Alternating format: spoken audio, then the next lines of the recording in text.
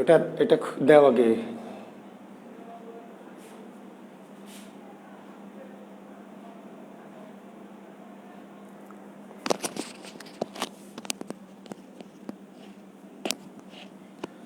হ্যাঁ শিক্ষার্থী বন্ধুরা, আমার মাঝখানে একটু ডিস্টার্ব হয়েছে আর কি, এই অনলাইন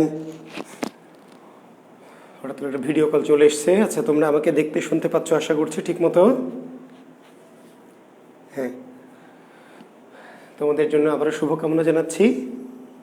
আশা করছি তোমরা আমার সাথে সবাই যুক্ত হয়ে পড়েছ কি?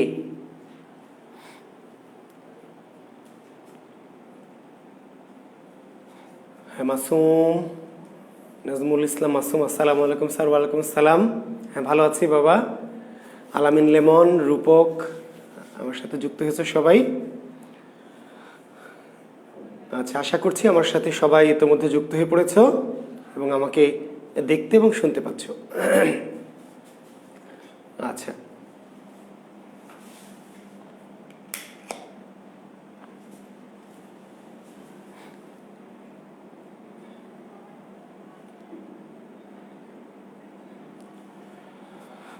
ফারজান আক্তার, আসসালামু আলাইকুম স্যার। ওয়ালাইকুম আসসালাম। মইনুল কবির, আপনার বাংলা ব্যাকরণ কোর্স কবে শুরু হবে? আমার বাংলা ব্যাকরণ কোর্স ঈদের পরে। সবাইকে বলছি, বারবার সবাই প্রশ্ন করো না, ব্যাকরণ কোর্সের জন্য যারা অপেক্ষা করছো তাদেরকে বলছো অবশ্যই ঈদের পরে, এই জাস্ট কোরবানি ঈদের পরে আমাদের ব্যাকরণ কোর্স শুরু হবে, ঠিক আছে? ওকে, ধন্যবাদ। মিশু বর্ধন, গুরুজি নমস্কার। হ্যাঁ নমস্কার তোমাদেরকে। ফাহিম ফয়সাল, হ্যাঁ কেমন আছেন? ভালো আছি, ওয়ালাইকুম আসসালাম। তো ঠিক আছে, আমরা তাহলে ক্লাসে যাচ্ছি শিক্ষার্থী বন্ধুরা। তোমরা নিশ্চয়ই একটা বিষয় খেয়াল করেছো যে আমরা কিন্তু একটি অপরাধ করে ফেলেছি কিছুদিন ধরেই। আমাদের অনন্যা, কারণ আমাদের কামরুন কেয়রা কিন্তু কিছু বলেনি, তাই না? একটু মহা অপরাধ করেছি আমি, তো তোমাদেরকে সেটা আমি বলছি। দেখো, আমরা আধুনিক যুগ শুরু করেছি কাকে দিয়ে? মনে আছে? ঈশ্বরচন্দ্র গুপ্তকে দিয়ে। ঈশ্বরচন্দ্র গুপ্ত, তারপর ঈশ্বরচন্দ্র বিদ্যাসাগর, মাইকেল, বঙ্কিম, তাই না? আমরা পড়েছি মীর মশাররফ, আমরা নজরুল, রবীন্দ্রনাথ, জসিমউদ্দিন, মুনির চৌধুরী, শওকত ওসমান, পড়েছেন এগুলি সব? জহির রায়হান, হ্যাঁ পড়েছি। তো একটা নারী কোঠা বলে তো একটা ব্যাপার আছে না? এই যে নারীরা যে এতদিন আমাদের প্রতিবাদ করেনি যে স্যার এই যে আপনি শুধু এই পুরুষ লেখকদের পড়িয়ে যাচ্ছেন, তো আমরা কই, তাই না? হ্যাঁ, তো কাজেই আমাদের সেই অপরাধ আজকে মানে খণ্ডন করার সুযোগ এসছে। আমরা বাংলা সাহিত্যের এতদিন মহামালদের পড়ালাম, আজকে কিছু মালি আছে। মালি, মালের স্ত্রীলিঙ্গ কি? মালি, তাই না? হ্যাঁ, তো আমরা এই মালিদের বা আপাদের পড়িনি। তো অবশ্যই আপারা তো মাইন্ড করারই কথা, আপাদের একটা কোঠা তো অন্তত আছে, নারী কোঠা। তো বাংলা সাহিত্যে সেই সমস্ত নারী সাহিত্যিকদের নিয়ে আজকে আমরা, তাই না, পড়াবো। আমাদের এতদিন যে ভুল হয়েছে, আমরা যে অপরাধ করেছি নারীদের সম অধিকার না দিয়ে, পুরুষের পাশাপাশি তো নারীদেরও সাথে সাথে পড়ানো উচিত ছিল, আজকে আমরা সে নারী সাহিত্যিকদের নিয়ে পড়ব। ওকে, তো নারী সাহিত্যিকদের মধ্যে সবচেয়ে গুরুত্বপূর্ণ জি মহামালী যিনি, তাই না? কাদের আমরা গুরুত্ব দিয়ে পড়তে হবে?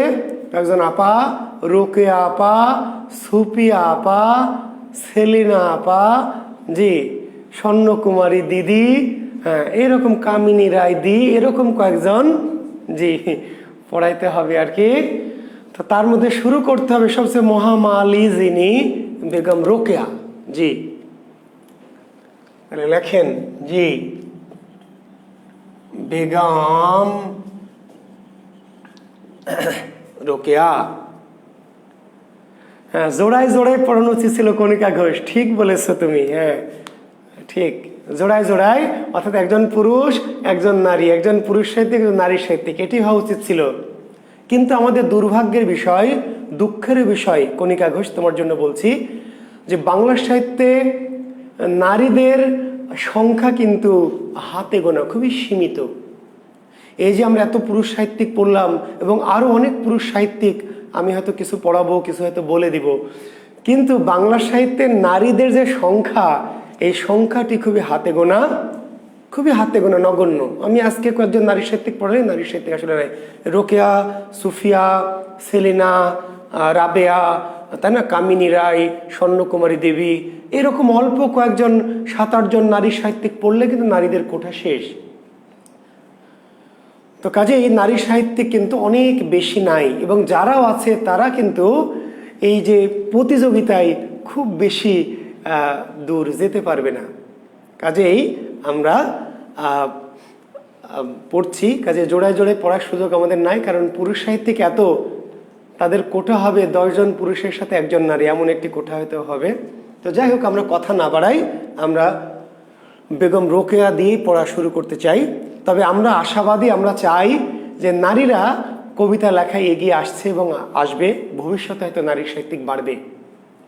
এই যে আমাদের নারীরা যেভাবে কবিতা লিখছে, তাই না, আমার গ্রুপে দেখছেন তো, আমাদের গ্রুপে বেশিরভাগই নারী কবি। আমার যে জুয়েল কিবরিয়া বিশেষ প্রস্তুতি, বেশিরভাগ নারী কবি না? হ্যাঁ, তো নারীরা এখন কিন্তু সব কিছুতে এগিয়ে আসছে, দেশ চালাচ্ছে নারী, শিক্ষামন্ত্রী নারী, তাই না, হ্যাঁ, স্পিকার নারী, পৃথিবী, গোটা পৃথিবী কিন্তু নারীরা চালাচ্ছে। সেনাবাহিনীতে নারী, আর্মিতে, পুলিশে নারী, বিজিবিতে নারী। কাজে কবি সাহিত্যিকরা নারী যে এগিয়ে আসবে, নিশ্চয়ই অচিরেই হয়তো নারীদের সংখ্যা, সাহিত্যিকদের সংখ্যা বাড়বে। আর আমাদের যে শিক্ষার্থীরা আছে আমাদের, ঠিক আছে, আমার মেয়ে শিক্ষার্থীরা, নিশ্চয় তারা আগামী দিনে এই যে অপূর্ণ কোটা, অর্থাৎ নারীদের যে সংখ্যা লঘু, এই জায়গাটায় বৃত্তটা ভেঙে নিশ্চয়ই কি তারা অধিক সংখ্যক নারী বাংলা সাহিত্যে তারা আসবে, এই প্রত্যাশা রাখছি এবং শুভকামনা রাখছি আমার শিক্ষার্থী নারীদের প্রতি। আমরা চাই তোমাদের মধ্য দিয়েই নারীদের এই যে বাংলা সাহিত্যে অবদানের যে ঘাটতি, সেটা যেন পূরণ হয়। ওকে, ধন্যবাদ। বেগম রোকেয়া জন্ম কত সালে? 1880 সালের 9 ডিসেম্বর। 1880 সালের 9 ডিসেম্বর রংপুর জেলার মিঠাপুকুর উপজেলার পায়রাবন্দ গ্রামে। তোমরা সবাই জানো, তবু আমাকে বলতেই হচ্ছে যে 1880 সালের 9 ডিসেম্বর কোন জেলায় জন্ম? রংপুর জেলায়। রংপুর জেলায় কোন থানায়, কোন উপজেলায়? মিঠাপুকুর উপজেলায়। আচ্ছা, মেয়েরা কেন সাহিত্যে কম কেন জানে? কারণ আমি আসলে অনেক কথাই যেতে চাই না, অনেক সময় সব কথা অ্যাভয়েড করতে চাই, কারণ কিছু কিছু কথা বলতে চাই না তোমাদের। আর নারীরা একটু বেশি বাস্তববাদী, নারীরা যদিও আবেগী। ভালো করে শুনবে কথাটা, মেয়েরা বিশেষ করে, নাহলে তোমরা আবার বুঝতে পারবে না আমার কথা। মানে নারীরা কিন্তু বেশি আবেগী, কিন্তু তারা হলো বস্তুবাদী আবেগী। নারীদের আবেগ কিন্তু বস্তুবাদী, পুরুষের আবেগ কিন্তু নৈবেত্তিক। পুরুষের আবেগটা নৈবেত্তিক, নারীর আবেগ বস্তুবাদী। নারীর যত আবেগ প্রেমিককে ঘিরে, অথবা স্বামীকে ঘিরে, অথবা বন্ধুকে ঘিরে, হ্যাঁ, সে যে আকাশ দেখবে, সে যে নদী দেখবে, সে যে সাগর দেখবে, সেটাও কিন্তু সে একজন স্বামীকে নিয়ে, প্রেমিককে নিয়ে, পুরুষকে নিয়ে, এটাই সে কল্পনা করে। নারীর আবেগী কল্পনাও কিন্তু বস্তুবাদী। বুঝতে পারলেন? নারী তার স্বামী, তার বন্ধু, তার বয়ফ্রেন্ড, তার ভাই, তার বাবা, যত কিছু আবেগী তার থাক, যত কল্পনায় থাক, যত ইমোশনই তার থাক, সব কিছু কিন্তু কি একটা পুরুষ কেন্দ্রিক। নারীর সকল ইমোশন কিন্তু বস্তুবাদী, পুরুষের ইমোশন কিন্তু কি, পুরুষের ইমোশন কিন্তু নৈবেত্তিক। পুরুষ একাই আকাশ দেখতে চায়, একাই আকাশ দেখবে, ঠিক আছে, একাই পাহাড় দেখবে, একাই সাগরে যাবে। পুরুষ কিন্তু তার কল্পনাটা হচ্ছে কি, কল্পনাটা হচ্ছে অবস্তুবাদী। আর নারীর যত আবেগী থাক, যত তার কল্পনায় থাক, সে কল্পনাটা একজন কি পুরুষকে নিয়ে, একজন হিরোকে নিয়ে বা নায়ককে নিয়ে। ফলে ঠিক আছে, বাংলা সাহিত্যে বেশিরভাগ এই যে সাহিত্য পুরুষদের দ্বারা রচিত হয়েছে। ঠিক আছে, জি। তা আমরা আশা করছি একসময় আধুনিক, আরও আধুনিক, যখন অতি আধুনিক বা পোস্ট মডার্ন যুগ আসবে, তখন নারীও পুরুষ বাদ দিয়ে নিজেকে কল্পনা করবে, নিজে একাই ঘোরার চিন্তা করবে, একাই বেড়ানোর চিন্তা করবে, একাই নদীতে যাবে, সাগরে যাবে, পাহাড়ে যাবে, ভূধরে যাবে। জি, তখন তার কল্পনাটা বস্তু থেকে, সংসার থেকে, স্বামী থেকে, প্রেমিক থেকে বেরিয়ে একটা অসীমের উদ্দেশ্যে যাত্রা করবে। সে অসীমে গেলেই কিন্তু নারী ভালো কবি হয়ে উঠতে পারবে, সেই প্রত্যাশা আমরা রাখছি। তো বেগম রোকেয়ার জন্ম 1880 সালের 9 ডিসেম্বর। পিতার নাম কি? নিশ্চয়ই সবাই জানেন। পিতার নাম অনেক বড় একটি নাম, জহির উদ্দিন আবু আলী হায়দার সাবের। বেগম রোকেয়ার পিতার নাম খুব ছোট্ট একটি নাম, জি ছোট্ট একটি নাম, Zahir Uddin Abu Ali Haider Saber. Zahir Uddin Abu Ali Haider Saber. Sadia Talukdar, very true sir. আমি ট্রু স্যার আসলে ফলস কথা বলি না, চেষ্টা করি ট্রু বলার জন্য। হ্যাঁ হ্যাঁ। মাতার নাম রাহাতুন্নেসা চৌধুরী। মাতার নাম কি? পিতার নাম জহিরুদ্দিন আবু আলী হায়দার সাবের, মাতার নাম রাহাতুন্নেসা চৌধুরী। রাহাতুন্নেসা চৌধুরী। হ্যাঁ, অনন্য কারণে সেই ইতিহাসে আমরা আসলে আজকে আসবো, সেই নারীদের পিছিয়ে পড়ার পিছনে কারণটা আমরা আজকে আসবো। আচ্ছা, পিতা মাতার নাম অতি জরুরি নয়, তবু চাইলে মনে রাখতে পারেন আর কি। জি। বেগম রোকেয়া, যদিও বেগম রোকেয়াকে বলা হয় স্বশিক্ষিত, কি বলা হয়? স্বশিক্ষিত। যদিও তিনি বাড়ির যে বড় ভাই ভাই বোন তাদের সাহচর্যে কিছুটা বাংলা এবং ইংরেজি কিছুটা শিখেছিলেন, অল্প একটু, ঠিক আছে। বাড়ির বড় ভাইয়ের সাহচর্যে, ঠিক আছে, তিনি বাংলা এবং ইংরেজি ভাষা কিছুটা রপ্ত করেছিলেন। কিন্তু পারিবারিক আবহের কারণে নারীদের যদি শিক্ষা নিষিদ্ধ ছিল। রোকেয়া কিন্তু খুব বড় মানের, অতি বড় মানের কোনো লেখক নয়। রোকেয়া কিন্তু অতি বিশাল মানের কোনো লেখক নয়, কিন্তু রোকেয়ার যে কৃতিত্ব, এই কৃতিত্বটা আজকের দিনের বিবেচনায় কিন্তু আজকের দিনের কথা ভেবে চিন্তা করা যাবে না, চিন্তা করতে হবে সেই দিনের কথা ভেবে, যেই সময় নারীদেরকে শিক্ষার সুযোগ দেওয়া হতো না। বুঝতে পেরেছেন? কোনো নারী স্কুলে যায়, কলেজে যায়, এইটা মানুষ কি করতো? তাকে রীতিমতো বকা দিত, গালি দিত, অপমান করতো, তাচ্ছিল্য করতো। কোনো মেয়ে স্কুলে যায়, বলতো বেয়াদব মেয়ে, বেয়াদব, বেশরম, বেহুদ্দা, বেলজ্জা, বেপর্দা মেয়ে মানুষ। মেয়ে মানুষ কেন স্কুলে যাবে? মেয়ে মানুষের কাজ কি? মেয়ে মানুষ ঘরে থাকবে, রান্না শিখবে, কাঁথা সেলাই করা শিখবে, শিকা বানানো শিখবে, মাদুর তৈরি করা শিখবে, নকশি কাঁথা তৈরি করবে, রান্না শিখবে, হাঁস মুরগিকে ঘরে তোলা শিখবে, গরুকে খাবার দেওয়া শিখবে। এই হলো লক্ষ্মী মেয়ে, সংসারে মেয়ে, ভালো মেয়ে। তা না ঢ্যাং ঢ্যাং করে, স্যাং স্যাং করে, বই বগলে করে স্কুলে যায়, বেয়াদ্দব, বেহুদ্দা মেয়ে মানুষ। এবং শুধু সেই মেয়েটিকে না, যেই পরিবারের মেয়ে স্কুলে যায়, গোটা পরিবারটিকে সমাজের চোখে কি করা হতো? হেয় করা হতো, তুচ্ছ তাচ্ছিল্য করা হতো, অপদস্থ করা হতো। সেই বিরুদ্ধ পরিবেশে, সেই রকম একটি বিরুদ্ধ পরিবেশে রোকেয়া ভাই বোনদের কাছ থেকে, বিশেষ করে তার বড় ভাই, তার কাছ থেকে তিনি যখন পড়াশোনা করতেন, তার পাশে বসে বসে নিজেই কি স্বশিক্ষায় শিক্ষিত হয়েছেন। এবং দেখেন, এই যে নাসরিন খাতুন কাঁদছে, কেন কান্নার ছবি দিয়েছে নাসরিন খাতুন আমি জানি না, তবে দেখেন রোকেয়া কিন্তু আপনাদের একটা সর্বনাশও করেছে। মেয়েরা কি সর্বনাশ করেছে? এই যে আজকে লেখাপড়া করা লাগছে, কি কষ্ট, কি কষ্ট করে লেখাপড়া করো, আবার তাই না পরীক্ষা দাও, পাশ করো, তারপর আবার চাকরির পড়াশোনা করো, তারপর চাকরি পাও। এই রোকেয়া যদি সর্বনাশটা না করতো, রোকেয়া যদি লেখাপড়ার সিস্টেমটা নারীদের জন্য আন্দোলন করে চালু না করতো, তাহলে আজকে আপনাদের এতদিন আপনারা কি লেখাপড়া করা লাগতো না। এতদিন আরো 12-13 বছর বয়সে, 10-12 বছর বয়সে বিয়ে শাদী করে এতদিন 4-5-7-8 বাচ্চার মা হইতেন, তাই না? এতদিন হয়তো নাতিপুতিও হয়ে যেত, এতদিন জীবনের শখ স্বাদ আহ্লাদ সব পূরণ হয়ে যেত, তাই না? জীবনে এত কষ্ট করা লাগতো না। রোকেয়া আপনাদের জন্য অভিশাপ না আশীর্বাদ? আপনাদের জন্য অভিশাপ। জি, আপনাদের এই সর্বনাশটা রোকেয়া করেছে। রোকেয়ারা যদি না এই সর্বনাশ করতো, তাহলে আজকের দিনে আপনাদের এত কষ্ট করে, তাই না, পড়াশোনা করা লাগতো না। তো যাই হোক, সর্বনাশ যে করে ফেলছে, তার কিছু করার নাই। তো সেই রোকেয়া, যাই হোক, তারও বিয়ে হয়, খুব বেশি বয়সে, অল্প বয়সে বিয়ে হয়। 1898 সালে অবশ্য ওই যুগের অনুযায়ী বেশি, ওই যুগ অনুযায়ী বেশি। 1898 সালে রোকেয়ার বিবাহ বন্ধনে আবদ্ধ হন উর্দুভাষী বিপত্নিক কে সাখাওয়াত হোসেনের সাথে।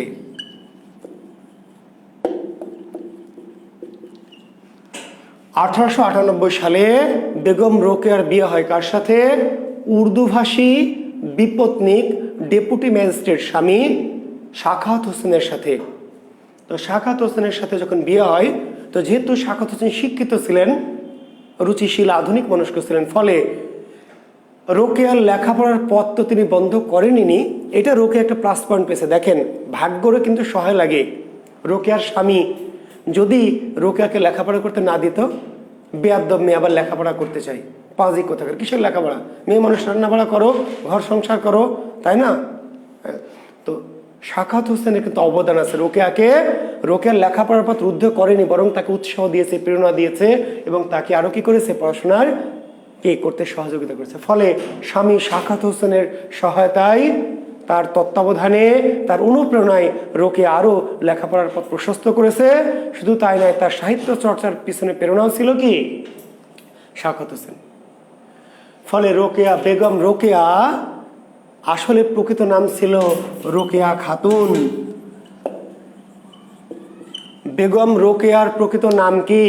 বেগম, হ্যাঁ ডেইজি, অন্তত 8-9টা তো থাকতোই। হ্যাঁ, এতদিন বড় ছেলে মেয়ের আবার বিয়ে হয়ে যেত, এতদিন তোমরা অনেকে দাদি নানিও হয়ে যেতে পারত আর কি।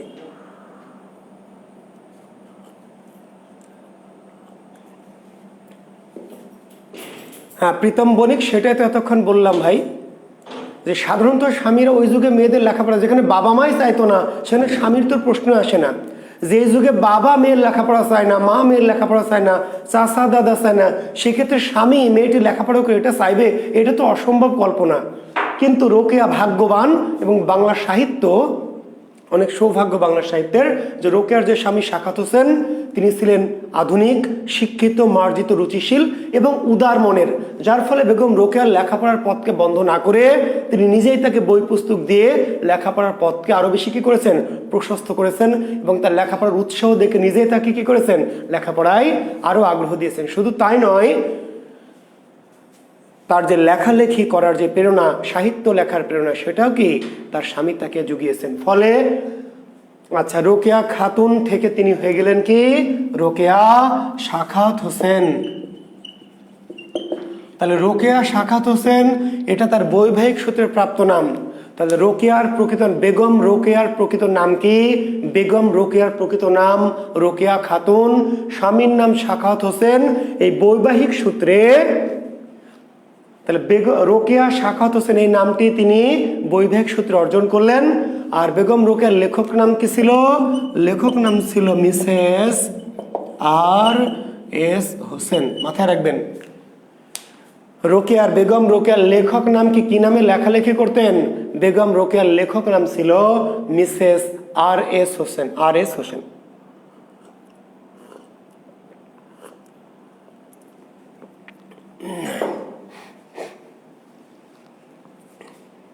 আর.এস. হোসেন নামে তিনি লিখতেন, মনে থাকবে। তাহলে বেগম রোকেয়ার প্রকৃত নাম রোকেয়া খাতুন, বৈবাহিক সূত্রে তার নাম হয় রোকেয়া সাখাওয়াত হোসেন, কিন্তু তিনি লেখালেখি করতেন, তথা লেখক নাম ছিল কি? মিসেস আর.এস. হোসেন। তো দুর্ভাগ্যবশত 1909 সালে বেগম রোকেয়ার স্বামীর মৃত্যু হয়। 1909 সালে যে সাখাওয়াত হোসেন মৃত্যুবরণ করেন। ফলে আর রোকেয়ার জীবনে একটা শূন্যতা নেমে আসে, একটা দুঃখ নেমে আসে। তো যাই হোক, স্বামীর স্মৃতি বুকে নিয়ে তিনি বেঁচেছিলেন, এবং স্বামীর স্মৃতিকে জাগরুক রাখার জন্য তিনি নারীদের শিক্ষা প্রসারের জন্য 1909 সালেই তিনি একটি স্কুল প্রতিষ্ঠার চেষ্টা করলেন। কিন্তু স্কুল প্রতিষ্ঠার চেষ্টা করতে গিয়ে নারীদের সাখাওয়াত গার্লস হাই স্কুল তিনি প্রতিষ্ঠা করার চেষ্টা করলেন, ঠিক আছে, কিন্তু প্রচন্ড বাধায় পড়লেন। কারণ এই মেয়েটি তো বেয়াদব হয়েছেই, আরো অন্য মেয়েদেরকে বেয়াদব করবে। এই মেয়েটি, তার মানে প্রচন্ড বাধার সম্মুখীন হলেন এই স্কুল প্রতি। 1909 সালেই তিনি স্কুলটার উদ্যোগ নিলেন, কিন্তু যখন প্রচন্ড সমাজ থেকে বাধা এলো, মানুষ তাকে তুচ্ছ তাচ্ছিল্য অপমান অপদস্থ করলো, তখন তিনি অভিমান করে কোথায় চলে গেলেন? কলকাতায়। এবং কলকাতায় গিয়ে 1911 সালে স্কুলটা আনুষ্ঠানিকভাবে, আবার বলছে, তিনি কিন্তু তার নিজের এলাকায় এই স্কুলটা প্রতিষ্ঠা করতে চেয়েছিলেন, কিন্তু তিনি বাধার সম্মুখীন হওয়ার পরে কলকাতায় গিয়ে 1911 সালে কলকাতায় প্রতিষ্ঠা করলেন Sakhawat Hossain memorial girls high school. Sakhawat Hossain memorial girls high school, মনে থাকবে? স্বামীর স্মৃতির উদ্দেশ্যে এবং নারীকে শিক্ষায় শিক্ষিত করার উদ্দেশ্যে 1911 সালে কলকাতায় প্রতিষ্ঠিত করলেন Sakhawat Hossain memorial girls high school. শুধু তাই নয়, 1916 সালে তিনি, এবং সেই স্কুল প্রতিষ্ঠা করে নিজেই তিনি বাড়িতে বাড়িতে গিয়ে কি করতেন? মেয়েদের লেখাপড়ার জন্য উৎসাহিত করতেন, লেখাপড়ার বিষয়টা বোঝাতেন, এবং বাড়িতে বাড়িতে গিয়ে মেয়েদেরকে সংগ্রহ করে নিয়ে এসে স্কুল প্রতিষ্ঠা করেছিলেন। 1916 সালে আঞ্জুমানে খাওয়াতিন ইসলাম, আঞ্জুমানে খাওয়াতিন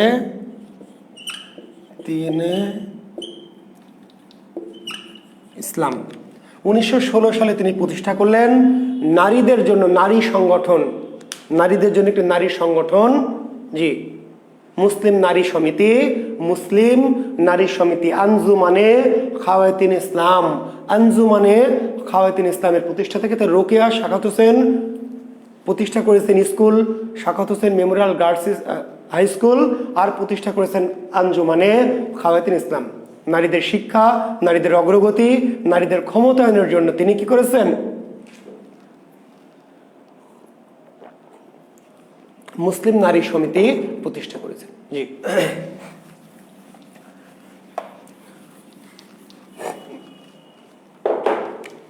রোকেয়ার জি প্রথম তিনি লেখেন একটি গল্প পিপাসা। জি, রোকেয়ার প্রথম গল্পের নাম কি? রোকেয়ার প্রথম গল্পের নাম হচ্ছে পিপাসা। জি, 1902 সালে এই গল্পটি 1902 সালে গল্পটি প্রকাশিত হয়। জি, রোকেয়ার প্রথম প্রকাশিত রচনা হচ্ছে একটি গল্প, এটি 1902 সালে নবনূর পত্রিকায়। জি, বেগম রোকেয়ার প্রথম প্রকাশিত রচনার নাম কি? পিপাসা। এটি কি জাতীয় রচনা? গল্প গ্রন্থ। এটি প্রথম প্রকাশিত হয়েছিল কি? নবনূর পত্রিকায় 1902 সালে। তবে পরবর্তীতে রোকেয়ার গল্প লেখেননি আসলে। রোকেয়া মূলত প্রাবন্ধিক। রোকেয়া মূলত কি? রোকেয়া মূলত প্রাবন্ধিক। ঠিক আছে। রোকেয়ার প্রথম প্রবন্ধ হচ্ছে মতিচুর, 1904 সালে, যদিও এটি দুটো খণ্ড, 1922 সালে আরেক খণ্ড। তাহলে বেগম রোকেয়া রচিত প্রথম গ্রন্থের নাম কি? প্রথম রচনা হচ্ছে পিপাসা নামক গল্প, আর প্রথম গ্রন্থ হচ্ছে মতিচুর। মতিচুর প্রবন্ধ, মতিচুর প্রথম রচনা, প্রথম প্রবন্ধ। শ্রেষ্ঠ প্রবন্ধ হচ্ছে অবরোধবাসিনী। বেগম রোকেয়ার প্রথম গ্রন্থ মতিচুর 1904 সালে, শ্রেষ্ঠ গ্রন্থ, শ্রেষ্ঠ হচ্ছে অবরোধবাসিনী। 1931 সালে অবরোধবাসিনী বেগম রোকেয়ার শ্রেষ্ঠ গ্রন্থ।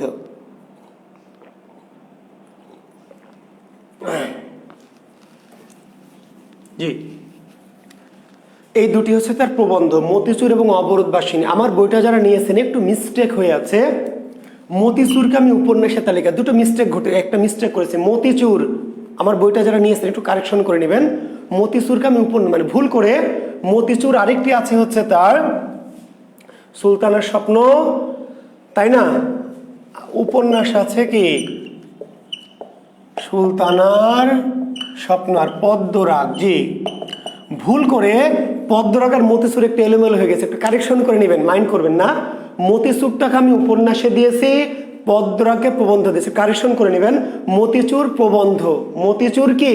মতিচুর প্রবন্ধ, আর পদ্মরাগ হচ্ছে উপন্যাস। তাহলে বেগম রোকেয়ার প্রবন্ধ হচ্ছে মতিচুর, অবরোধবাসিনী, মনে থাকবে?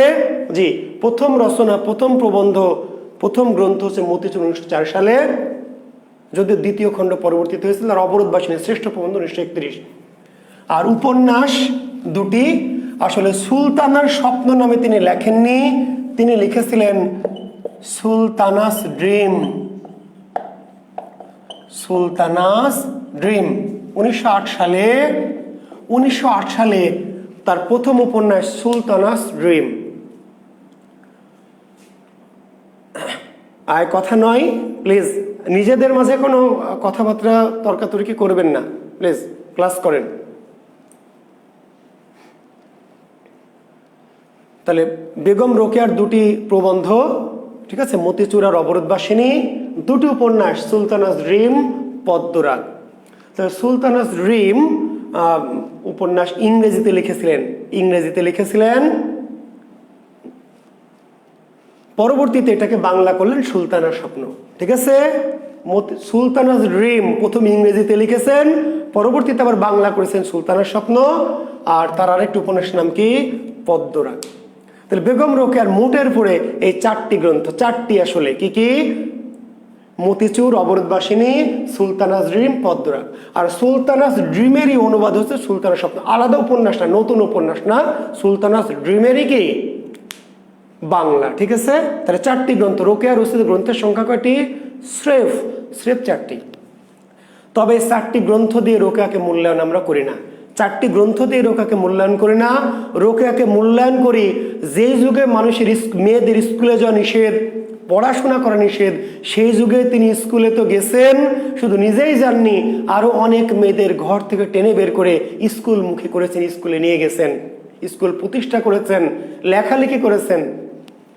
যে যুগে পড়ালেখাই করা যায় না, পড়ালেখায় করা নিষিদ্ধ, পড়ালেখায় করা বেয়াদবি, সেই যুগে বেগম রোকেয়া পড়ালেখা করেননি। পড়ালেখা তো করেছেন, অন্যকে পড়িয়েছেন, পড়ার সুযোগ করে দিয়েছেন। শুধু তাই না, নিজে আবার লেখালেখি করেছেন। শামীন আক্তার নিজেই, রোকেয়া নিজেই, শামীন আক্তার অনুবাদ করেছেন, বেগম রোকেয়া নিজেই। জি জি। তো তার রচনাগুলির বিষয়বস্তু কি? খুবই সিম্পল। কণিকা ঘোষ, তার রচনার বিষয়বস্তু হচ্ছে এই যে নারীদের যে পর্দা প্রথা, এই যে নারীদের যে অবমাননা, এই যে অবরুদ্ধ নারীর যে নিজের দুর্দশা, এবং নারীর দুর্দশার জন্য নারীও দায়ী, পুরুষও দায়ী, সমাজ দায়ী, সবকিছু মিলে। অর্থাৎ নারীর যে মানসিক দাসত্ব, তার জন্য সমাজ, সংসার, ঠিক আছে, পরিবার একটা মেয়ে, বলে যে মেয়ে বড় মাথাটা ছেলেকে দেয় আর লেজটা মেয়েটাকে দেয়। ছোটবেলা থেকে মেয়েটা বুঝে নেয় যে আসলে সে মেয়ে, তার অবস্থানটা কি ছেলেটার চেয়ে, ভাইয়ের চেয়ে নিচে। এই যে মেয়ের ভিতরে তৈরি হয় মানসিক দাসত্ব বা মানসিক কি হীনমন্যতা। ভালো করে শুনবেন, আপনারা যখন বাবা মা হবেন এটা খেয়াল করবেন। একটা বাচ্চাকে, একটা ছেলে আর একটা মেয়ে, বড় মাথাটা ছেলেটা পাচ্ছে, তাই না, মাংসের ভালো টুকরাটা, রানটা ছেলেটা পাচ্ছে, বাবা পাচ্ছে, আর মা কিংবা মেয়েটা কি পাচ্ছে? ছোট টুকরা, গলা বা পাখা। মেয়েটা ছোটবেলা থেকে তার ভিতরে এক ধরনের হীনমন্যতা, তার ভিতরে এক ধরনের কি সংকুচিত আত্মা। সে বুঝে নিচ্ছে যে এই সংসারে, এই পরিবারে, এই রাষ্ট্রের, সমাজে কি সে পুরুষের চেয়ে নিচে। এই যে তার ভিতরে যে মানসিক এই যে দৈন্য, এইটাই কিন্তু পরবর্তী জীবনে তাকে কি করছে? তাকে মানসিকভাবে পিছিয়ে রাখছে। কাজেই আপনারা এই কাজগুলি করবেন না। তো এটি বেগম রোকেয়া তার বিভিন্ন গ্রন্থে দেখাতে চেয়েছেন, নারীর প্রতি যে বৈষম্য, নারীর প্রতি যে অনাচার, নারীর প্রতি যে হীনমন্যতা, সমাজ, রাষ্ট্রের, সংসারের, পরিবারের ইত্যাদি। জি, তার বিখ্যাত কিছু প্রবন্ধ আছে, আপনারা পড়ে থাকতে পারবেন। অর্ধাঙ্গী পড়েছেন না? অর্ধাঙ্গী, তারপরে গৃহ, জি, এগুলো পড়বেন। তো বেগম রোকেয়া 1932 সালের 9 ডিসেম্বর মারা যান। আর এই 9 ডিসেম্বরকে বলা হয় রোকেয়া দিবস। জন্ম 9 ডিসেম্বর, মৃত্যু 9 ডিসেম্বর। জন্ম এবং মৃত্যু কি?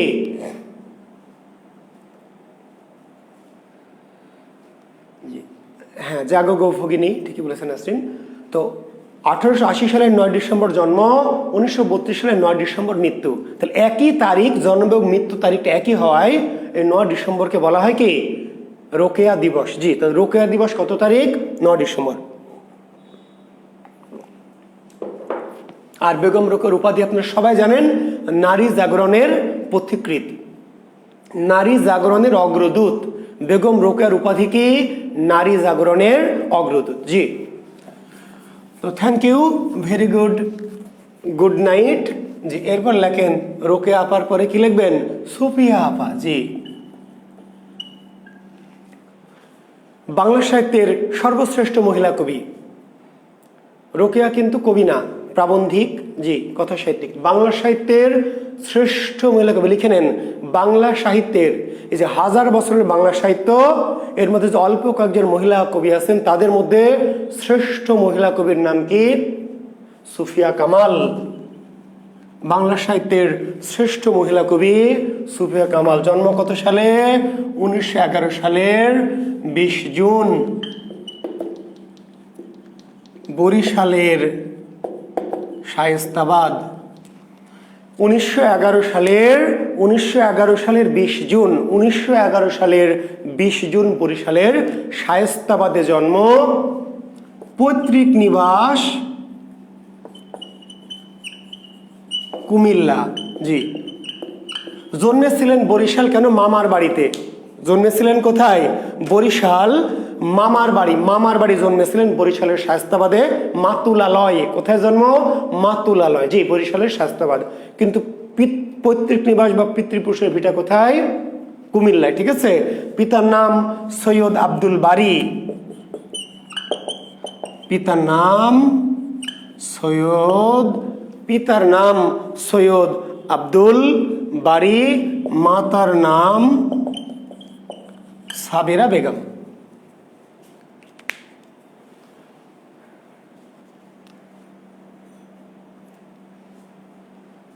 না, মণিশঙ্কর নারী জাগরণের প্রথম কবি আমরা তাকে বলি না, আমরা তাকে বলি যে বাংলা সাহিত্যের শ্রেষ্ঠ মহিলা কবি, এবং তিনি নারী জাগরণের পথিকৃৎ। রোকেয়া হচ্ছে নারী জাগরণের অগ্রদূত। বেগম রোকেয়া নারী জাগরণের কি? অগ্রদূত। আর সুফিয়া কামাল নারী জাগরণের পথিকৃৎ অনেকে হয়, অগ্রদূত একজন, জি। বেগম রোকেয়া নারী জাগরণের অগ্রদূত, আর সুফিয়া কামাল নারী জাগরণের কি? পথিকৃৎ, জি।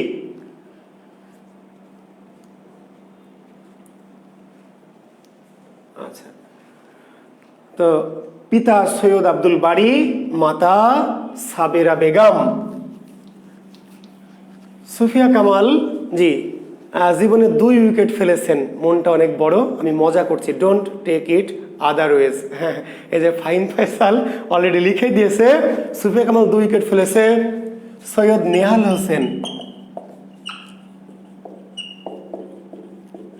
খালাতো ভাই সৈয়দ নেহাল হোসেনের সাথে মাত্র 12 বছর বয়সে, খালাতো ভাই সৈয়দ নেহাল হোসেনের সাথে সুফিয়া কামালের মাত্র 12 বছর বয়সে বিয়ে হয়। তো সৈয়দ নেহাল হোসেন মারা যান 1932 সালে, বুঝতে পারলেন? 1923 সালে বিয়ে হয় সৈয়দ নেহাল হোসেনের সাথে। 1932 সালে নেহাল হোসেন মারা যান, মাত্র 9 বছর তাদের সংসার জীবন ছিল, জি। তো সৈয়দ নেহাল হোসেন মারা গেলে তার শোকে তিনি অনেকদিন মোহমান ছিলেন, 3-4 বছর লেখালেখি করেননি। নিশ্চয় একটা কবিতা আপনাদের মনে আছে, তাহারেই পরে মনে, মনে আছে? তাহারেই পরে মনে। এই কবিতাটি সুফিয়া কামালের কার জন্য লিখেছিলেন? সৈয়দ নেহাল হোসেন, সুফিয়া কামালের প্রথম স্বামী। তাহারেই পরে মনে একটি শোক কবিতা, তাহারেই পরে মনে একটি কি? শোক কবিতা, এলিজি। এই কবিতাটি কবি কার জন্য শোকগ্রস্ত হয়ে লিখেছিলেন? তার প্রথম স্বামী সৈয়দ নেহাল হোসেন। তবে যাই হোক, সাহসী কবি সেই শোক অল্প দিনে কাটিয়ে ফেললেন। রোকেয়ার চেয়ে কিছুটা আধুনিক, জি। তিনি সেই শোক কাটিয়ে চট্টগ্রামের কবি কামাল হোসেনের সাথে, জি, কামাল আহমেদের সাথে বিয়ে করলেন। চট্টগ্রামের কবি কামাল আহমেদকে বিয়ে করলেন, অর্থাৎ দ্বিতীয় উইকেট হচ্ছে কামাল আহমেদ, জি।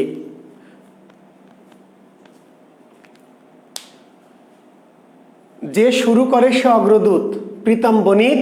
যে শুরু করে সে অগ্রদূত, আর সেই শুরু করা পথ যে দেখিয়ে নিয়ে যায় সে হচ্ছে পথিকৃৎ, প্রীতম বণিক। যে প্রথমে কাজটা করে সে হচ্ছে অগ্রদূত। আর ওই পথ যে দেখিয়ে নিয়ে যায়, রোকেয়ার পথ দেখিয়ে নিয়ে গেছেন কে? সুফিয়া কামাল। হ্যাঁ, মেয়েদের 2 উইকেট খুবই দুর্লভ, তো আধুনিক মেয়ে, তো সুফিয়া কামাল হয়তো রোকেয়ার চেয়ে একটু আধুনিক, জি। তো তাহলে সুফিয়া কামালের দ্বিতীয় স্বামী কামাল আহমেদ, এবং আপনারা নিশ্চয়ই একজনের নাম শুনে থাকবেন, জি, মানবাধিকার নেত্রী, আমাদের মানবাধিকার সংস্থার চেয়ারম্যান, হ্যাঁ, ব্যারিস্টার কামাল, সুলতানা কামাল, জি, সুলতানা কামাল কিন্তু আমাদের সুফিয়া কামালের মেয়ে। নিশ্চয় নাম শুনে থাকবেন, বাংলাদেশের মানবাধিকার সংস্থার, তাই না, প্রেসিডেন্ট সুলতানা কামাল, এর মধ্যে সুফিয়া কামাল এবং কামাল আহমেদের মেয়ে, যে সুলতানা কামাল, এই তথ্যটি নিশ্চয় অনেকে জানেন। তো যাক, আমরা ব্যক্তিগত জীবনে আর আটকে থাকবো না, আসলে ব্যক্তিগত জীবন থেকে আমরা চলে আসব সুফিয়া কামালের লেখালেখিতে। সুফিয়া কামালের প্রথম প্রকাশিত রচনা একটি গল্প, সৈনিক বধূ। সুফিয়া কামালের প্রথম প্রকাশিত রচনা একটি গল্প, গল্পটির নাম কি? সৈনিক বধূ। ঠিক আছে, এই গল্পটি সওগাত পত্রিকায় প্রথম প্রকাশিত হয়। সুফিয়া কামালের প্রথম প্রকাশিত রচনার নাম কি? সুফিয়া কামালের প্রথম প্রকাশিত রচনার নাম হচ্ছে সৈনিক বধূ। সরি, সওগাত পত্রিকার না, এটি তরুণ পত্রিকা, তরুণ, দুঃখিত আমি, তরুণ, বরিশাল থেকে একটি আঞ্চলিক পত্রিকা তরুণ। এই পত্রিকায় 1923 সালে প্রথম প্রকাশিত হয়। 1923 না তো 1932, 1923, ঠিকই আছে, হ্যাঁ 1123, 12 বছর হয়েছে। সুফিয়া কামালের প্রথম প্রকাশিত রচনার নাম কি? সুফিয়া কামালের প্রথম প্রকাশিত রচনা একটি গল্প, গল্পটির নাম কি? সৈনিক বধূ। এই সৈনিক বধূ গল্পটি প্রথম প্রকাশিত হয় কত সালে? 1923 সালে। কোন পত্রিকায়? বরিশালের একটি স্থানীয় পত্রিকা, বরিশালের একটি স্থানীয় পত্রিকা তরুণ, সেই পত্রিকা 1923 সালে সৈনিক বধূ। ঠিক আছে, তবে সুফিয়া কামাল মূলত কবি, যদিও গল্প দিয়ে শুরু করেছেন সুফিয়া কামাল, তবে সুফিয়া কামাল মূলত কবি। সুফিয়া কামালের প্রথম কাব্যের নাম কি, বা প্রথম প্রকাশিত গ্রন্থ, প্রথম কাব্যের নাম হচ্ছে সাঁঝের মায়া। সুফিয়া কামালের প্রথম প্রকাশিত গ্রন্থের নাম কি? প্রথম প্রকাশিত গ্রন্থের নাম সাঁঝের মায়া, সাঁঝের মায়া। জি, সালটা মনে হয় 1938 সালে, এবং এটি তার শ্রেষ্ঠ, প্রথম এবং কি শ্রেষ্ঠ। সুফিয়া কামালের প্রথম গ্রন্থের নাম কি? সুফিয়া কামালের প্রথম গ্রন্থের নাম সাঁঝের মায়া, 1938 সালে। শুধু প্রথমই না, এটি তার যত গ্রন্থ লিখেছেন তার মধ্যে শ্রেষ্ঠ। সাঁঝের মায়া সুফিয়া কামালের প্রথম গ্রন্থ, সাঁঝের মায়া সুফিয়া কামালের শ্রেষ্ঠ গ্রন্থ। ঠিক আছে,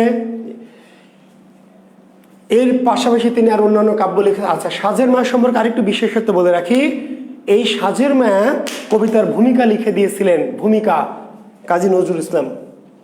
বেগম সুফিয়া কামালের সাঁঝের মায়া এই কাব্যটির প্রকাশের সময় যে ভূমিকা অংশ, এই ভূমিকা অংশ লিখে দিয়েছিলেন কে? কবি কাজী নজরুল ইসলাম। জি, মনে রাখবেন। অন্যান্য কাব্যগ্রন্থের নাম কি? অন্যান্য কাব্যের নাম মায়া কাজল, উদাত্ত পৃথিবী, মন ও জীবন। মায়া কাজল, উদাত্ত পৃথিবী, মন ও জীবন, অভিযাত্রিক, মোর জাদুদের সমাধি পরে। সাঁঝের মায়া, মায়া কাজল, উদাত্ত পৃথিবী, মন ও জীবন, অভিযাত্রিক, মোর জাদুদের সমাধি পরে। সুফিয়া কামাল রচিত কাব্যগ্রন্থ। সুফিয়া কামাল রচিত কি? কাব্যগ্রন্থ। আরেকটি কাব্যের নামও একটু লিখে নিতে পারেন, শান্তি ও প্রার্থনা। তাহলে সুফিয়া কামাল রচিত প্রথম কাব্য সাঁঝের মায়া, শ্রেষ্ঠ কাব্য সাঁঝের মায়া, সালটা মনে রাখবেন 1938। আর এই কাব্যের ভূমিকা লিখে দিয়েছিলেন বিদ্রোহী কবি কাজী নজরুল ইসলাম। সুফিয়া কামালের অন্যান্য কাব্য মায়া কাজল, উদাত্ত পৃথিবী, মনজীবন, অভিযাত্রিক, মোর জাদুদের সমাধি পরে, শান্তি ও প্রার্থনা।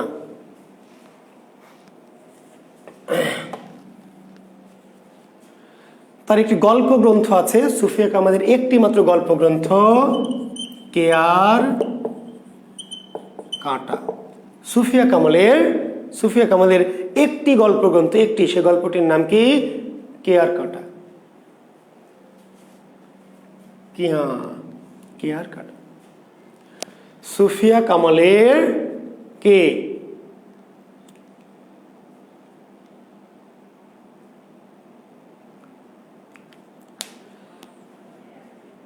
মাহাদি হাসান। মায়া কাজল বলতে তিনি বুঝিয়েছেন এই বাংলার প্রকৃতি, এই বাংলার প্রকৃতি, তার যে শৈশব কৈশোরে যে বাংলার যে প্রকৃতির প্রতি তার যে মায়া, বাংলার যে নদীর জল, পুকুরের দিঘির জল, ঠিক আছে, এই মানে বাংলার যে পল্লী প্রকৃতি, তার যে পল্লী বা দেশের প্রতি তার যে মায়া মমত্ব, গ্রামের প্রতি, ছোটবেলার প্রতি। জি, তো কেয়ার কাটা। আচ্ছা, আর তার শিশুতোষ গ্রন্থ, জি শিশুতোষ গ্রন্থ হলো ইতল বিতল নওল কিশোরের দরবার। সুফিয়া কামালের শিশুতোষ গ্রন্থ, শিশুতোষ গ্রন্থ কি? শিশুতোষ গ্রন্থ গল্প গ্রন্থ কেয়ার কাটা, শিশুতোষ গ্রন্থ সুফিয়া কামাল রচিত শিশুতোষ গ্রন্থ ইতল বিতল নওল কিশোরের দরবার, নওল কিশোরের দরবার।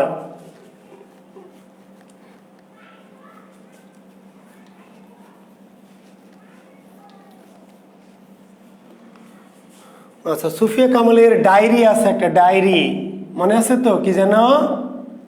৭১ ডায়েরি, খুবই বিখ্যাত ৭১-এর ডায়েরি। সুফিয়া কামাল রচিত বিখ্যাত ডায়েরি ৭১, মুক্তিযুদ্ধ ভিত্তিক। তাহলে সুফিয়া কামালের মুক্তিযুদ্ধ ভিত্তিক গ্রন্থের নাম কি? সুফিয়া কামালের মুক্তিযুদ্ধ ভিত্তিক গ্রন্থের নাম ৭১-এর ডায়েরি। কেয়া ফুল লিখুন হোসেন, কেয়া একটি ফুল, কেয়া ফুল। আত্মজীবনী, এ কালে আমাদের কাল, সুফিয়া কামাল রচিত আত্মজীবনীর নাম কি? আত্মজীবনীর নাম হচ্ছে এ কালে আমাদের কাল। দেখো কি কত পার্সেন্ট থাকলে আরো কিছুক্ষণ থাক।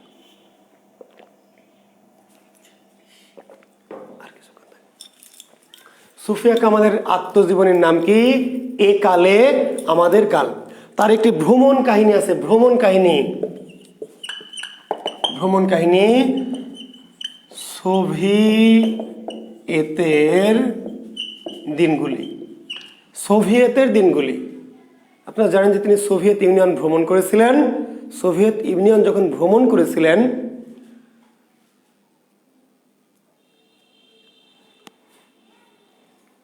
ইতল বিতল বলতে কিছু বোঝাননি মাহাদি হাসান? সব শব্দের অর্থ যদি জানতে চান তাহলে তো শব্দার্থ পড়াতে গেলে তো ক্লাস করাতে পারবো না। নওল মানে নবীন, নতুন। গাধা মাহাদি, ইতল বিতলের কোনো অর্থ নাই। ইতল বিতল এমনি একটা ছড়ার বাচ্চাদের মুখের বুলি আর কি, ইতল বিতল। আর নওল কিশোরের দরবার, নওল মানে নতুন রে গাধা, মাহাদি গাধা, মাহাদি হাসান গাধা। নওল মানে নবীন, নতুন কিশোর, তরুণ, নতুন যারা কিশোর, যারা কৈশোরে পদার্পণ করেছে তাদের দরবার, মানে তাদের কথাবার্তা আর কি। নতুন কিশোর যারা কৈশোরে পদার্পণ করা তরুণদের মনে কি মানে জাগে, কি ভাব তৈরি হয়, সেটা নওল কিশোরের দরবার। তাহলে এই হচ্ছে আমাদের সুফিয়া কামালের কি গ্রন্থের তালিকা। যে 1999 সালের 20 নভেম্বর সুফিয়া কামাল মারা যান। 1999 সালের 20 নভেম্বর সুফিয়া কামাল মারা যান। হ্যাঁ, সুফিয়া কামালের খুব বিখ্যাত কিছু কবিতা আছে। জন্মেছি মাগো তোমার কোলেতে, মরি যেন এই দেশে, মণিশঙ্কর ঠিকই বলেছ। তারপর আরেকটি কবিতা আছে, তাই না? তোমরা যখন আমাদের যুগে আমরা যখন করেছি পুতুল খেলা, তাই না? তোমাদের বয়সে তোমরা এখন লেখাপড়া করো মেলা। আমরা যখন আকাশেতে শুধু উড়াইছি শুধু ঘুড়ি, তোমরা এখন কলের জাহাজ চালাও গগন জুড়ি। আছে না বিখ্যাত একটি কবিতা, দেখবেন। আমাদের কালে আমরা যখন করেছি পুতুল খেলা, এই বয়সে তোমরা এখন লেখাপড়া করো মেলা। আমাদের যুগে আমরা যখন উড়াইছি শুধু ঘুড়ি, হ্যাঁ, তোমরা এখন কলের জাহাজ চালাও গগন জুড়ি। খুব বিখ্যাত কবিতা। সাঝের মায়া পড়বেন, সুফিয়া কামালের সাঝের মায়া কাব্যটি পড়বেন, ভালো লাগবে। জি, আচ্ছা, আমরা এবারে পড়ব সেলিনা হোসেন আপা। বর্তমান সময়ের, বর্তমান সমসাময়িক অত্যন্ত শক্তিশালী সাহিত্যিক সেলিনা হোসেন। তাহলে বেগম রোকেয়া মূলত প্রাবন্ধিক, বেগম রোকেয়া মূলত প্রাবন্ধিক, সুফিয়া কামাল মূলত কবি, আর সেলিনা হোসেন কথা সাহিত্যিক, শক্তিমান নারী কথা সাহিত্যিক। বুঝতে পারলেন? এই যে বাংলা সাহিত্যের যে হাজার বছরের নারীদের মধ্যে সবচেয়ে শক্তিমান কথা সাহিত্যিক সেলিনা হোসেন। মনে রাখবেন, সেলিনা হোসেন বর্তমান বেঁচে আছে। বর্তমান মহিলা সাহিত্যিকদের মধ্যে সবচেয়ে শক্তিশালী, সবচেয়ে প্রথিতযশা কথা সাহিত্যিক। ওনাকে কিন্তু মাঝে মাঝে টিভিতে দেখা যায়, বেঁচে আছেন এখনো। জি, জন্ম 1947 সালে। কোথায়? এই যে লোকাল, এই যে আমার বাড়ির পাশে আমি যেখানে ক্লাস নিচ্ছি, যে আমি যেখানে ক্লাস নিচ্ছি এর আশেপাশে আর কি। জি, বুঝতে পেরেছেন? আমি যেখানে আপনাদের এখন ক্লাস নিচ্ছি যে জায়গা থেকে, এখানে আমাদের কি সেলিনা আপার বাসা। জন্মগ্রহণ করেছেন 1947 সালে রাজশাহীর শিরোইল কলোনি। ঠিক আছে? জি,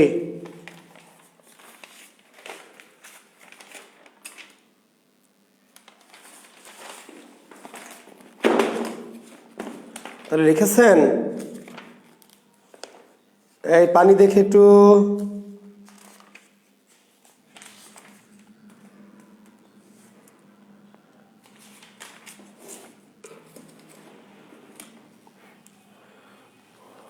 আর পৈতৃক নিবাস রাজশাহীর লক্ষ্মীপুর। পৈতৃক নিবাস রাজশাহীর লক্ষ্মীপুর। জি, 1947 সালে রাজশাহী শহরের শিরোইল কলোনিতে জন্মেছেন তার। ঠিক আছে? আর যদিও তার পিতার নাকি ছিলেন নোয়াখালী, তার পিতৃপুরুষের আদি ভিটে হচ্ছে নোয়াখালী, তবে তার পিতা রাজশাহীতেই, লক্ষ্মীপুরেই বেশিরভাগ সময় বসবাস করতেন। 1947 সালে জন্মগ্রহণ করেছেন এই মহিলা সাহিত্যিক। এবং আরেকটি বলে রাখি যে তিনি আমার ডিপার্টমেন্টের বড় আপু, আমাদের রাজশাহী ইউনিভার্সিটির বাংলা বিভাগের বড় আপা। খুবই প্রথিতযশা সাহিত্যিক বর্তমান সময়ের মহিলা, এবং এই হাজার বছরের মহিলা সাহিত্যিকদের মধ্যেও তিনি বর্তমানে কি খুব একটা ভালো আসন অধিকার করেছেন। রাজশাহী মহিলা কলেজের থেকে ইন্টারমিডিয়েট পড়াশোনা পাশ করে রাজশাহী বিশ্ববিদ্যালয় থেকে তিনি বাংলা সাহিত্যে অনার্স এবং কি মাস্টার্স পাশ করেছেন। ইসমাইল হোসেন আমাদের বাসার পিছনে গলিতে। ঠিক আছে, ধন্যবাদ ইসমাইল। হ্যাঁ, তো রাজশাহী বিশ্ববিদ্যালয় থেকে বাংলা ভাষা ও সাহিত্যে তিনি স্নাতক ও স্নাতকোত্তর ডিগ্রি লাভ করেছেন। এবং একসময় রাজশাহীরও ওই সময় যখন ছিলেন, এখন তিনি ঢাকাতেই থাকেন, খুব প্রথিতযশা সাহিত্যিক আর কি। তো সেলিনা হোসেন, ঠিক আছে, তার আমি লেখালেখিতে যাব, তার ব্যক্তিগত, তিনিও মানে দুজন স্বামী তার। যদিও আমি ব্যক্তিগত জীবনে যেতে চাই না, কারণ এই কথাগুলো যেহেতু রেকর্ডেড ক্লাস, এখানে ব্যক্তিগত জীবন নিয়ে বললে অনেকে হয়তো অখুশি হতে পারে। তা আমি সেলিনা হোসেনের ব্যক্তিগত জীবনে যাব না। জি, তিনি প্রথম একজনকে বিয়ে করেছিলেন, তিনি বেশি দিন বাঁচেননি। পরবর্তীতে আরও একজন আনোয়ার হোসেন তার দ্বিতীয় স্বামী। ঠিক আছে? আর সেলিনা হোসেন আপার প্রথম স্বামীর দুজন মেয়ে।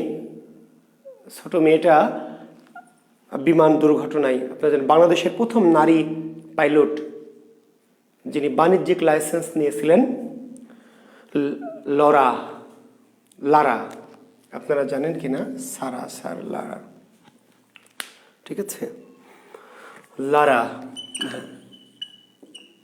এই লারা ফাউন্ডেশন বর্তমানে তিনি তৈরি করেছেন তার ছোট মেয়ে লারার স্মৃতির উদ্দেশ্যে।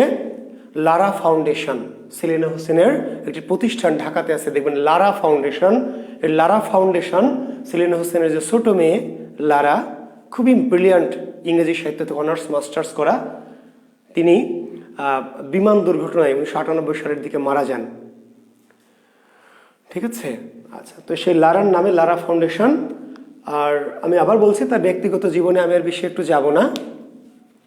জি, হ্যাঁ, না উইকেট বলা যাবে না ভাই, আমার ডিপার্টমেন্টের বড় আপু, আমার শ্রদ্ধাভাজন আপু, তো তার সম্পর্কে আমি উইকেট শব্দটি ব্যবহার করতে চাচ্ছি না। জি, আমার খুব প্রিয় একজন মানুষ, প্রিয় সাহিত্যিক তিনি। তো তার দুজন স্বামী।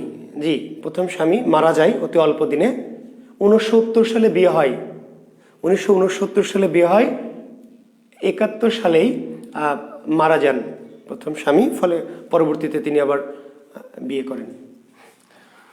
তো সেলিনা হোসেনের অনেক গ্রন্থ আছে, অনেক গ্রন্থ। তার মধ্যে বিখ্যাত কিছু গ্রন্থের নাম, অনেক গ্রন্থের সংখ্যা অনেক, সেলিনা হোসেনের অনেক গ্রন্থ, সব গ্রন্থের কথা আমি বলবো না, দরকারও নাই, কিন্তু অতি বিখ্যাত কিছু গ্রন্থ। জি, মুক্তিযুদ্ধ ভিত্তিক গ্রন্থ লেখেন হাঙর নদী গ্রেনেড। সেলিনা হোসেনের মুক্তিযুদ্ধ ভিত্তিক গ্রন্থ হাঙর নদী গ্রেনেড। জি, 1976 সালে এটি উপন্যাস আকারে প্রকাশিত হয়। সেলিনা হোসেনের জি মুক্তিযুদ্ধ ভিত্তিক উপন্যাসের নাম কি? হাঙর নদী গ্রেনেড। যদিও প্রথমে 1972 সালের দিকে এটি গল্পের আকারে ছোট আকারে প্রকাশিত হয়েছিল, পরবর্তীতে তিনি এটাকে উপন্যাসে রূপ দেন। 1976 সালে হাঙর নদী গ্রেনেড প্রকাশিত, বাংলাদেশের অন্যতম শ্রেষ্ঠ একটি মুক্তিযুদ্ধ ভিত্তিক উপন্যাস। এবং এর কাহিনী আপনাদের জানা লাগবে, কারণ আমাদের মুক্তিযুদ্ধ ভিত্তিক উপন্যাসের যে সমালোচনা আসবে, মুক্তিযুদ্ধ ভিত্তিক উপন্যাসের সমালোচনা, তো সমালোচনা লিখতে হলে আপনার কাহিনীটা জানতে হবে। যদি বলেন স্যার কাহিনীটা বলেন, না বলবো না, এই জন্য যে সিনেমাটি দেখতে পাওয়া যায় হাঙর নদী গ্রেনেড, এটি বিটিভিতে বা যে কোনো চ্যানেলেই কি 16 ডিসেম্বর 26 মার্চ এই সিনেমাটি দেখায়। কাজে আমি আর গল্প করে বিভ্রান্ত করতে চাই না। তারপর সংক্ষেপে এমনি একটু বলে রাখি যে গল্পে একটা বুড়ি আছে, দেখবেন বুড়ি সুচরিতা, তাই না? জি, তারপরে আমাদের ওই যে নায়ক আছে সোহেল রানা, জি স্বামী, তো যাক সোহেল রানা অল্প দিনে মারা যায়, তার 2 পুত্র সলিম এবং কলিম। আর বুড়ির পরে আবার একটা বিয়ে হয়, সেই স্বামীর ঘরে একটি ছেলে আসে যার নাম হচ্ছে রইস। সেই রইস কথা বলতে পারে না, বোবা, হাবা গোবা আর কি, প্রতিবন্ধী। তো সেই প্রতিবন্ধী বাচ্চাটিকেই বুড়ির খুবই কষ্ট। সলিম যুদ্ধে যায়, কলিমকে রাজাকাররা ধরে নিয়ে গিয়ে খুঁচিয়ে মেরে ফেলে, কিন্তু এই ছেলেটি, ছোট ছেলে রইস, সে কিছু করতে পারে না। বুড়ির খুবই কষ্ট যে রইস দেশের কোনো কাজে লাগলো না। দেখেন একজন মা, মুক্তিযুদ্ধের খুব দারুণ একটা মেসেজ, যে একজন মা সে চায় যে তার সন্তান কি যুদ্ধে যাক, দেশের জন্য কিছু করুক। সব সন্তানরা যুদ্ধে যাচ্ছে, আর বুড়ির যে সন্তান রইস, সে যুদ্ধে যাচ্ছে না, দেশের জন্য কিছুই করছে না তার সন্তান। এটা তার মনে একটা কষ্ট। ফলে একদিন ঘটনাক্রমে দুজন মুক্তিযোদ্ধা আর্মির তাড়া খেয়ে কি করে, বুড়ির বাড়িতে ঢুকে পড়ে, এবং বুড়ি তখন কি করে, তার ছেলে রইসের হাতে সে মুক্তিযোদ্ধার একটা অস্ত্র হাতে তুলে দিয়ে ওই পাকিস্তানের হাতে তুলে দেয় যে এই হচ্ছে মুক্তি। হ্যাঁ, পাকিস্তানিরা তার সামনে, চিন্তা করেন, মায়ের সামনেই সন্তানকে, রইসকে কি করে, পাকিস্তানি আর্মি গুলি করে মেরে ফেলে। তো এই যে আসলে মুক্তিযুদ্ধে সাধারণ মানুষের যে কি অবদান, একজন নারী, একজন মা, তার ভিতরেও যে তার সন্তান যুদ্ধে যাবে, দেশের জন্য কিছু করবে, এই যে স্পৃহা, মুক্তিযুদ্ধের যে স্পিরিট, এটি তুলে ধরতে চাওয়া হয়েছে। খুবই গুরুত্বপূর্ণ উপন্যাস। জি, তো খুবই দামি উপন্যাস, বাংলা সাহিত্যে মুক্তিযুদ্ধের ইতিহাসে পড়বেন, সম্ভব হলে সিনেমাটি দেখবেন। আচ্ছা, আরেকটি মুক্তিযুদ্ধের একটি উপন্যাস আছে, তার সেটির নামই যুদ্ধ। এটি 1998 সালে প্রকাশিত হয়েছে। উপন্যাসটার নামই যুদ্ধ, মুক্তিযুদ্ধ ভিত্তিক। আরও একটি উপন্যাসের নাম হচ্ছে যুদ্ধ, 1998 সালে প্রকাশিত হয়েছে। একটি গ্রন্থ তার আছে খুব বিখ্যাত, কাঁটা তারে প্রজাপতি। এটি তেভাগা আন্দোলন, আপনারা জানেন যে ব্রিটিশ বিরোধী তেভাগা আন্দোলনের ভিত্তিতে কাঁটা তারে প্রজাপতি, এর নায়িকা হচ্ছে ইলা মিত্র। খুবই গুরুত্বপূর্ণ, সম্ভব হলে একটু পড়বেন।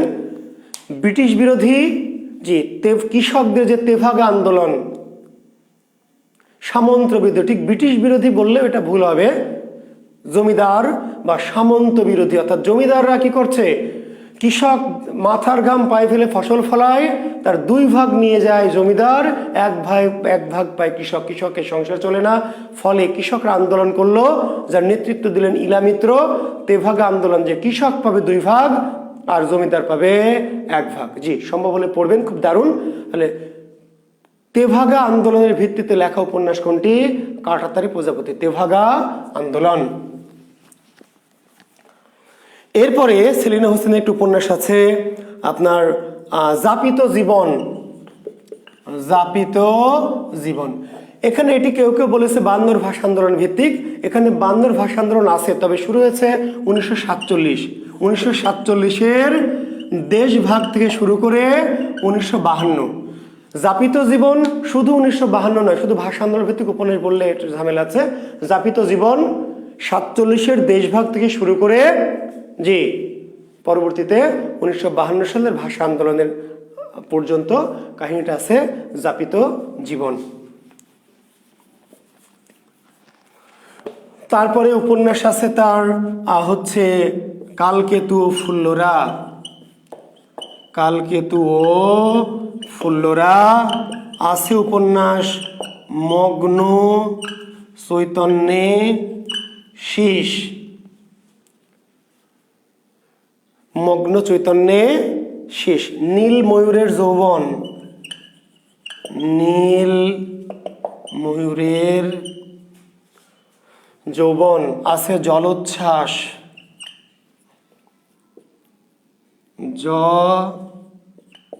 জলোচ্ছ্বাস লিখে শেষ করা যাবে না, হ্যাঁ অনেক আছে, আপনারা বই থেকে দেখতে পাবেন।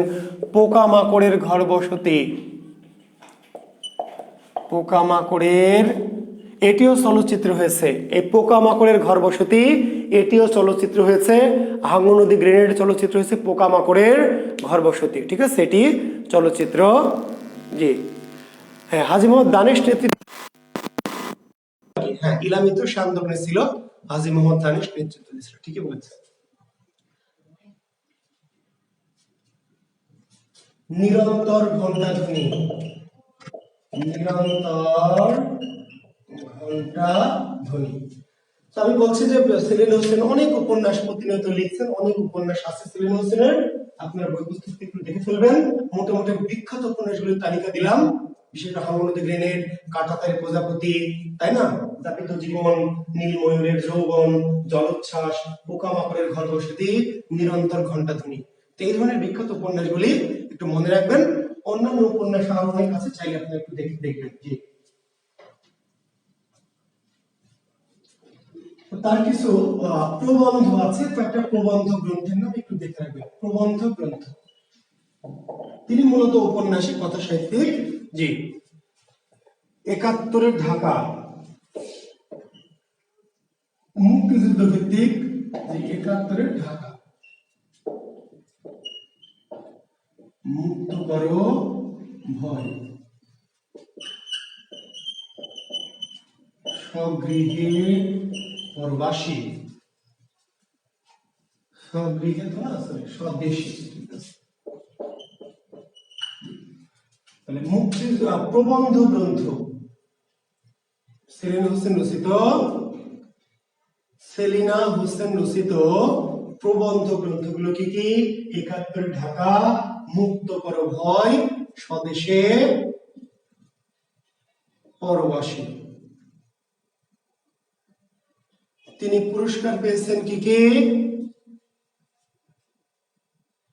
আপনারা হেডফোন ব্যবহার করুন, আমি যে চার্জে দিয়েছি তাহলে বন্ধ হয়ে যাবে, শেষে এসে চার্জ না থাকলে বন্ধ হয়ে যায়, বুঝতে পেরেছেন?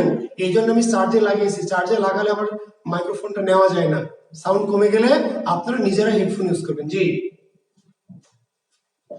1980 সালে লিখে নেন পুরস্কারটা একটু লিখবেন।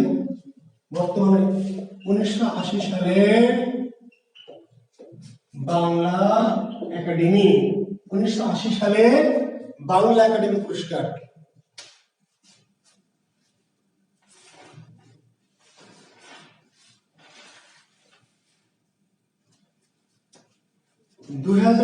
সালে 21শে পদক, আর 2018 সালে স্বাধীনতা পুরস্কার। সেলিম হোসেন 1980 সালে বাংলা একাডেমি, 1980 সালে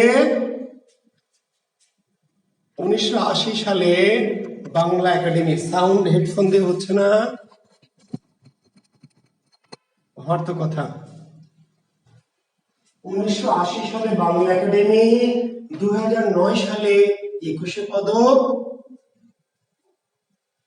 2018 সালে স্বাধীনতা পুরস্কার। জি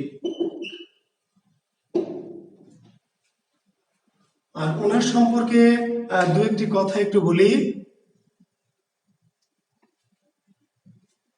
হ্যাঁ মণিশঙ্কর যাপিত জীবনে ওনার নিজের জীবন দর্শন, নিজের জীবন অভিজ্ঞতা থেকে 1947 সাল থেকে 52 পর্যন্ত যে সময়টা, ঠিক না ঠিক নিজের দেখা বললে তো ভুল হবে, কারণ 1947 সালে যদি তার জন্ম হয় তাহলে 1947 সাল তিনি দেখেননি, তিনি তার পূর্বপুরুষদের মুখ থেকে হয়তো বলেছিলেন নাকি।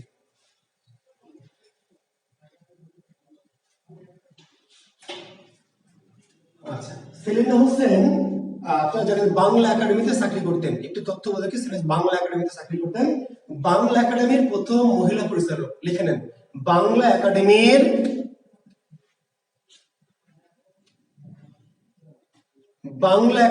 প্রথম মহিলা পরিচালক ছিলেন হোসেন। বাংলা একাডেমির প্রথম মহিলা পরিচালক ছিলেন হোসেন, এবং তিনি বাংলাদেশ শিশু একাডেমির কে মহাপরিচালক ছিলেন। বাংলাদেশ শিশু একাডেমির মহাপরিচালক, এবং বাংলাদেশ মানে বাংলা একাডেমির প্রথম কি মহিলা পরিচালক। বাংলা একাডেমির প্রথম মহিলা পরিচালক হচ্ছেন সেলিনা হোসেন, এবং বাংলাদেশ শিশু একাডেমির কে মহাপরিচালকের দায়িত্ব তিনি পালন করেছেন। মৃত্যু কত সালে? না, এখনো মৃত্যুবরণ করেননি, ভাই বেঁচে আছেন। জি, মৃত্যু সালটা আপাতত নয়, আমি দোয়া করি, আশীর্বাদ করি আমাদের এই মহান লেখিকা আরো অনেকদিন বেঁচে থাকুক, আরো নতুন নতুন সাহিত্য আমাদেরকে কি উপহার দিই। ঠিক আছে, এরপরে আমরা একজনকে পড়ব, তার নাম হচ্ছে স্বর্ণকুমারী। জি, স্বর্ণকুমারী লেখেন 1855 সালে, জি, জোড়াসাঁকো, কলকাতার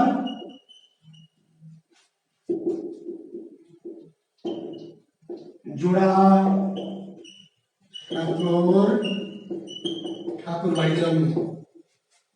স্বর্ণকুমারী দিদির জন্ম কত সালে? 1855 সালে। 1855 সালে কলকাতার জোড়াসাঁকোর ঠাকুর বাড়ি। নিশ্চয় বুঝতেই পারছেন যে রবীন্দ্রনাথ ঠাকুরের অগ্রজ বড় বোন। রবীন্দ্রনাথের জন্ম 1861 আর স্বর্ণকুমারী 1855। রবীন্দ্রনাথের বড় বোন স্বর্ণকুমারী দেবী। তাহলে পিতার নাম কি? দেবেন্দ্রনাথ ঠাকুর। লিখে দেওয়ার দরকার আছে? রবীন্দ্রনাথ জাতাই, পিতার নাম দেবেন্দ্রনাথ ঠাকুর, মাতার নাম সারদা দেবী। জি, রবীন্দ্রনাথের যে পিতামাতা, জি, স্বর্ণকুমারী দেবীরও পিতামাতা সেম টু সেম, একই সেম। স্বর্ণকুমারী বাংলা সাহিত্যের প্রথম মহিলা ঔপন্যাসিক। বাংলা সাহিত্যের প্রথম মহিলা ঔপন্যাসিকের নাম কি? স্বর্ণকুমারী, প্রথম মহিলা ঔপন্যাসিক। বাংলা সাহিত্যে মহিলাদের দ্বারা রচিত প্রথম উপন্যাসের নাম কি? দীপ নির্বাণ। জি, বাংলা সাহিত্যে মহিলাদের দ্বারা রচিত বা নারীদের দ্বারা রচিত বা নারী সাহিত্যিকদের দ্বারা রচিত প্রথম উপন্যাসের নাম কি? দীপ নির্বাণ। মনে থাকবে? জি, লিখে নেন।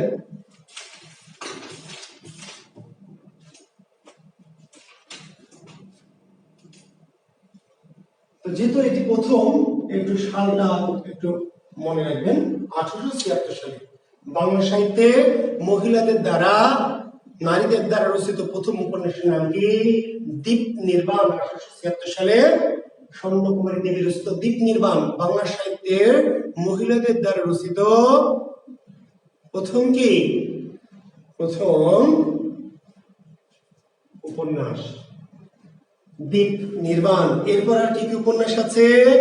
এরপর উপন্যাস আছে নেবার রাজ, ছিন্ন মুকুল, মাধবী লতা,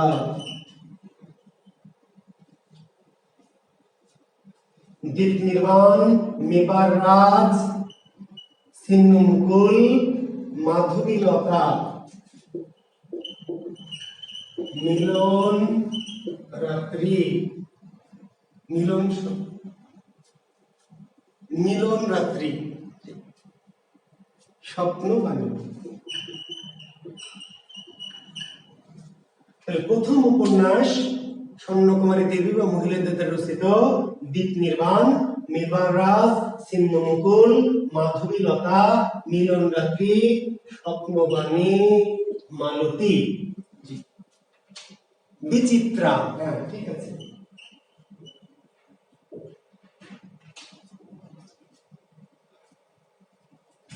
নামগুলো মনে রাখবেন। বিশেষ করে তার যে মেবার রাজ, দ্বীপ নির্বাণ, হ্যাঁ, মিলন রাত্রি বেশি গুরুত্বপূর্ণ। দ্বীপ নির্বাণ, মেবার রাজ, মিলন রাত্রি, পাশাপাশি ছিন্নমুকুল, নামগুলি মনে রাখতে পারলে ভালো। সালের দরকার নেই, সাল শুধু একটাই মনে রাখবেন, দ্বীপ নির্বাণ, প্রথম উপন্যাস 1876 সালে। জি। আর তিনি একটি পত্রিকা সম্পাদনার সাথে জড়িত ছিলেন। পত্রিকা সম্পাদনার সাথে কি জড়িত ছিলেন? সেটা হচ্ছে ভারতী। ভারতী পত্রিকার সম্পাদনার সাথে যুক্ত ছিলেন। যদিও ভারতী পত্রিকার সম্পাদক আপনারা জানেন দ্বিজেন্দ্রনাথ ঠাকুর, দ্বিজেন্দ্রনাথ ঠাকুর, তবে পরবর্তীতে দ্বিজেন্দ্রনাথ ঠাকুরের পরবর্তীতে এক সময় ভারতী পত্রিকার সম্পাদনার দায়িত্ব পান স্বর্ণকুমারী। তাহলে স্বর্ণকুমারী কোন পত্রিকার সম্পাদনার সাথে যুক্ত ছিলেন? তার উত্তর দেবেন কি? ভারতী। আরেকটি কথা আপনাদেরকে বলি যে স্বর্ণকুমারী দেবী, একটা মনে রাখবেন একটা কথা, এই কথাটা যদিও অপ্রাসঙ্গিক তবু যারা আগ্রহী তাদের জন্য বলি যে ভারতবর্ষে আপনারা জানেন যে এই ভারতবর্ষের যে কুসংস্কার, অজ্ঞতা, ধর্মীয় ধর্মান্ধতা, তাই না, অশিক্ষা, কুসংস্কার ইত্যাদির বিরুদ্ধে কিন্তু আমরা জানি যে ঈশ্বরচন্দ্র বিদ্যাসাগর, রাজা রামমোহন রায় এরা আন্দোলন করে করে আধুনিক করেছে, তাই না? জি। কিন্তু নারীদের মাঝে প্রথম আধুনিক নারী মনে করা হয় স্বর্ণকুমারী দেবীকে, মনে রাখবেন।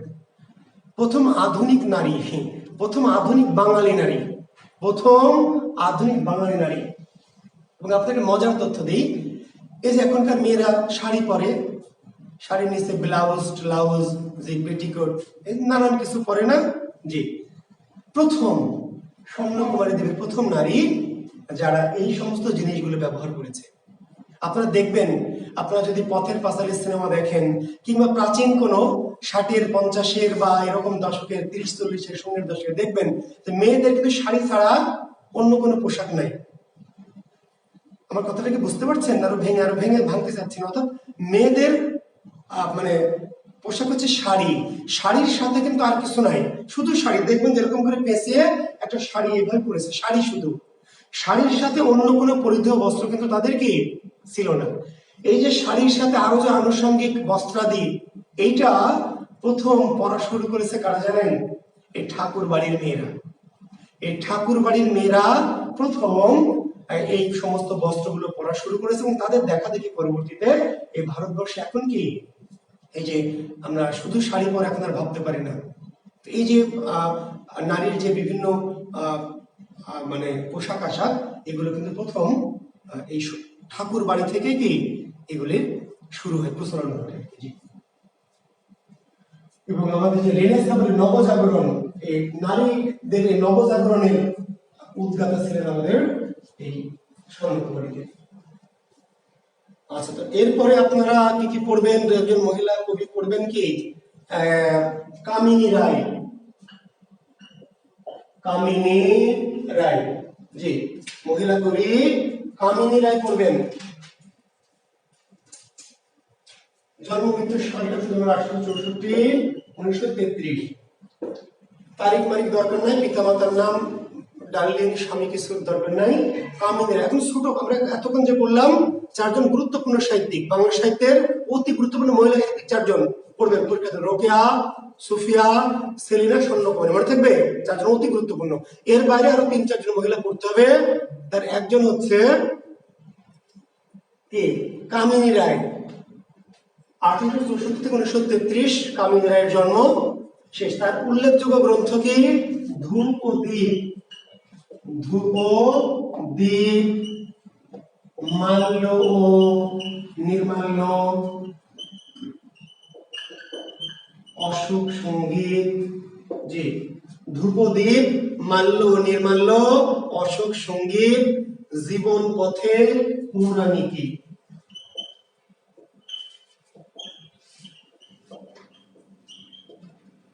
তাহলে আসবে ধ্রুপ দিক না, দীপ ও ধূপ মনে হয়, তাই না? দীপ ও ধূপ। প্রথমটাই উল্টা করে ফেলেছি।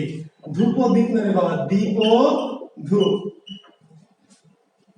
প্রিন্টিং মিস্টেক, যে রাইটিং মিস্টেক। জি, দীপ ও ধূপ। কামিনী রায় মহিলা সাহিত্যিক, আরেকজন মহিলা সাহিত্যিক কামিনী রায়, তার লেখা গ্রন্থ দীপ ও ধূপ, মাল্য নির্মাল্য, অশোক সঙ্গীত, জীবন পথে, পৌরাণিকী, আলো ছায়া।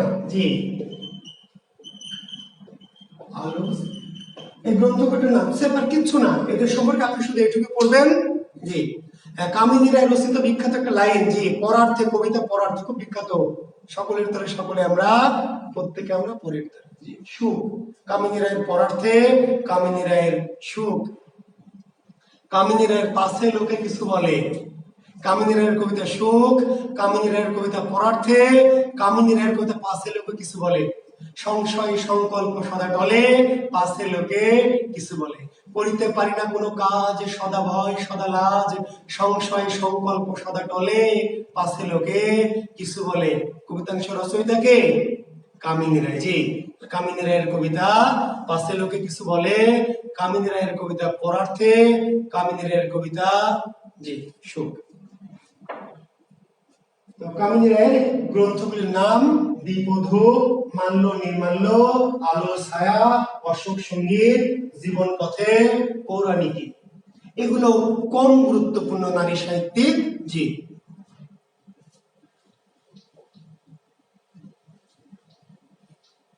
দেখেন এরপর একজন আছেন কে, আছেন হচ্ছে সুফেলিনা, কামিনী রায় বললাম আমরা। কুসুম কুমারী দাসকে একটু মনে রাখবেন, কিছুই না, কুসুম কুমারী দাস। জি, কুসুম কুমারী দাস মনে আছে? জীবনানন্দ দাশের মাতা, জীবনানন্দ দাশের মাতা কুসুম কুমারী দাস। জি, একটু পড়বেন। 1882 থেকে 1948 জন্ম মৃত্যু কুসুম কুমারী দাস। 1882, 1948। জন্ম বরিশালে। জন্ম কোথায়? বরিশাল। পিতামাতার নাম আমি লিখে দিতে পারি চাইলেই, তো দরকার নাই।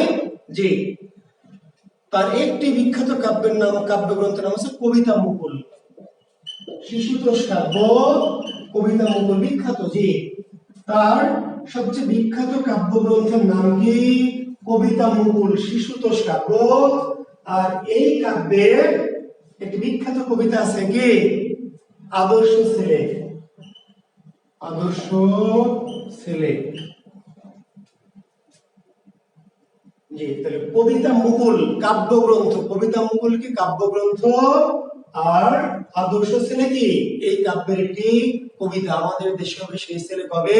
কথায় না বড় হয়ে কাজে বড় হবে। আর তার একটি গদ্য গ্রন্থ আছে পৌরাণিক আখ্যায়িকা। পৌরাণিক একটি গদ্য গ্রন্থ, গদ্য গ্রন্থ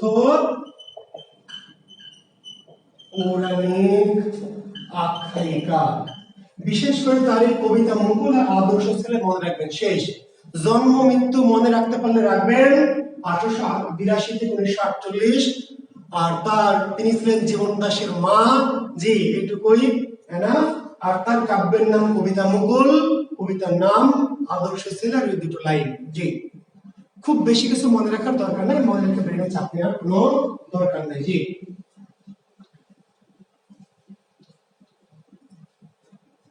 করবেন হচ্ছে আপনারা, জি, কি করবেন? জাহানারা ইমাম, জাহানারা ইমাম। জি, মোটামুটি পড়তে হবে, জাহানারা ইমামটা পড়তে হবে। 1929 সালে জন্ম, 1999 সালে মৃত্যু। জন্ম 1929 সালে, জাহানারা ইমামের জন্ম মুর্শিদাবাদ। কোথায় জন্ম? পশ্চিমবঙ্গের মুর্শিদাবাদ। অনেক কাহিনী ওনার সম্পর্কে বলা যায়। যে ঘাতক দালাল নির্মূল কমিটির কি প্রতিষ্ঠাতা। ঘাতক দালাল লিখে নেন, ঘাতক দালাল নির্মূল কমিটির প্রতিষ্ঠাতা। উপাধি কি? শহীদ জননী। উপাধি শহীদ জননী। জাহানারা ইমামের জন্ম 1929 সালে পশ্চিমবঙ্গের মুর্শিদাবাদ। পশ্চিমবঙ্গের মুর্শিদাবাদ। জি, তিনি ছিলেন ঘাতক দালাল নির্মূল কমিটির প্রতিষ্ঠাতা। ঘাতক দালাল নির্মূল কমিটির প্রতিষ্ঠাতা। তার উপাধি হচ্ছে শহীদ জননী। নিশ্চয়ই আপনারা জানেন জাহানারা ইমামের সেই খুবই লোমহর্ষক সেই জি রুমি, জাহানারা ইমামের সন্তান রুমি। ধরা হয় যে বাংলাদেশে যে দু একজন অতি মেধাবী মানুষ জন্মেছিলেন, বুঝতে পারেন, বাংলাদেশে যে 2-4 জন অতি মেধাবী সন্তান জন্মেছিল, অতি মেধাবী, তাদের একজন ছিল কে? রুমি। পড়বেন জাহানারা ইমামের 71-এর দিনগুলি পড়বেন। জি, জাহানারা ইমামের 71-এর দিনগুলি পড়বেন। যে তার 2 সন্তান জামি ও রুমি। পড়বেন, ভালো লাগবে, পড়া উচিত। জি, জাহানারা ইমামের শ্রেষ্ঠ গ্রন্থের নাম 71-এর দিনগুলি গ্রন্থ। 71-এর দিন।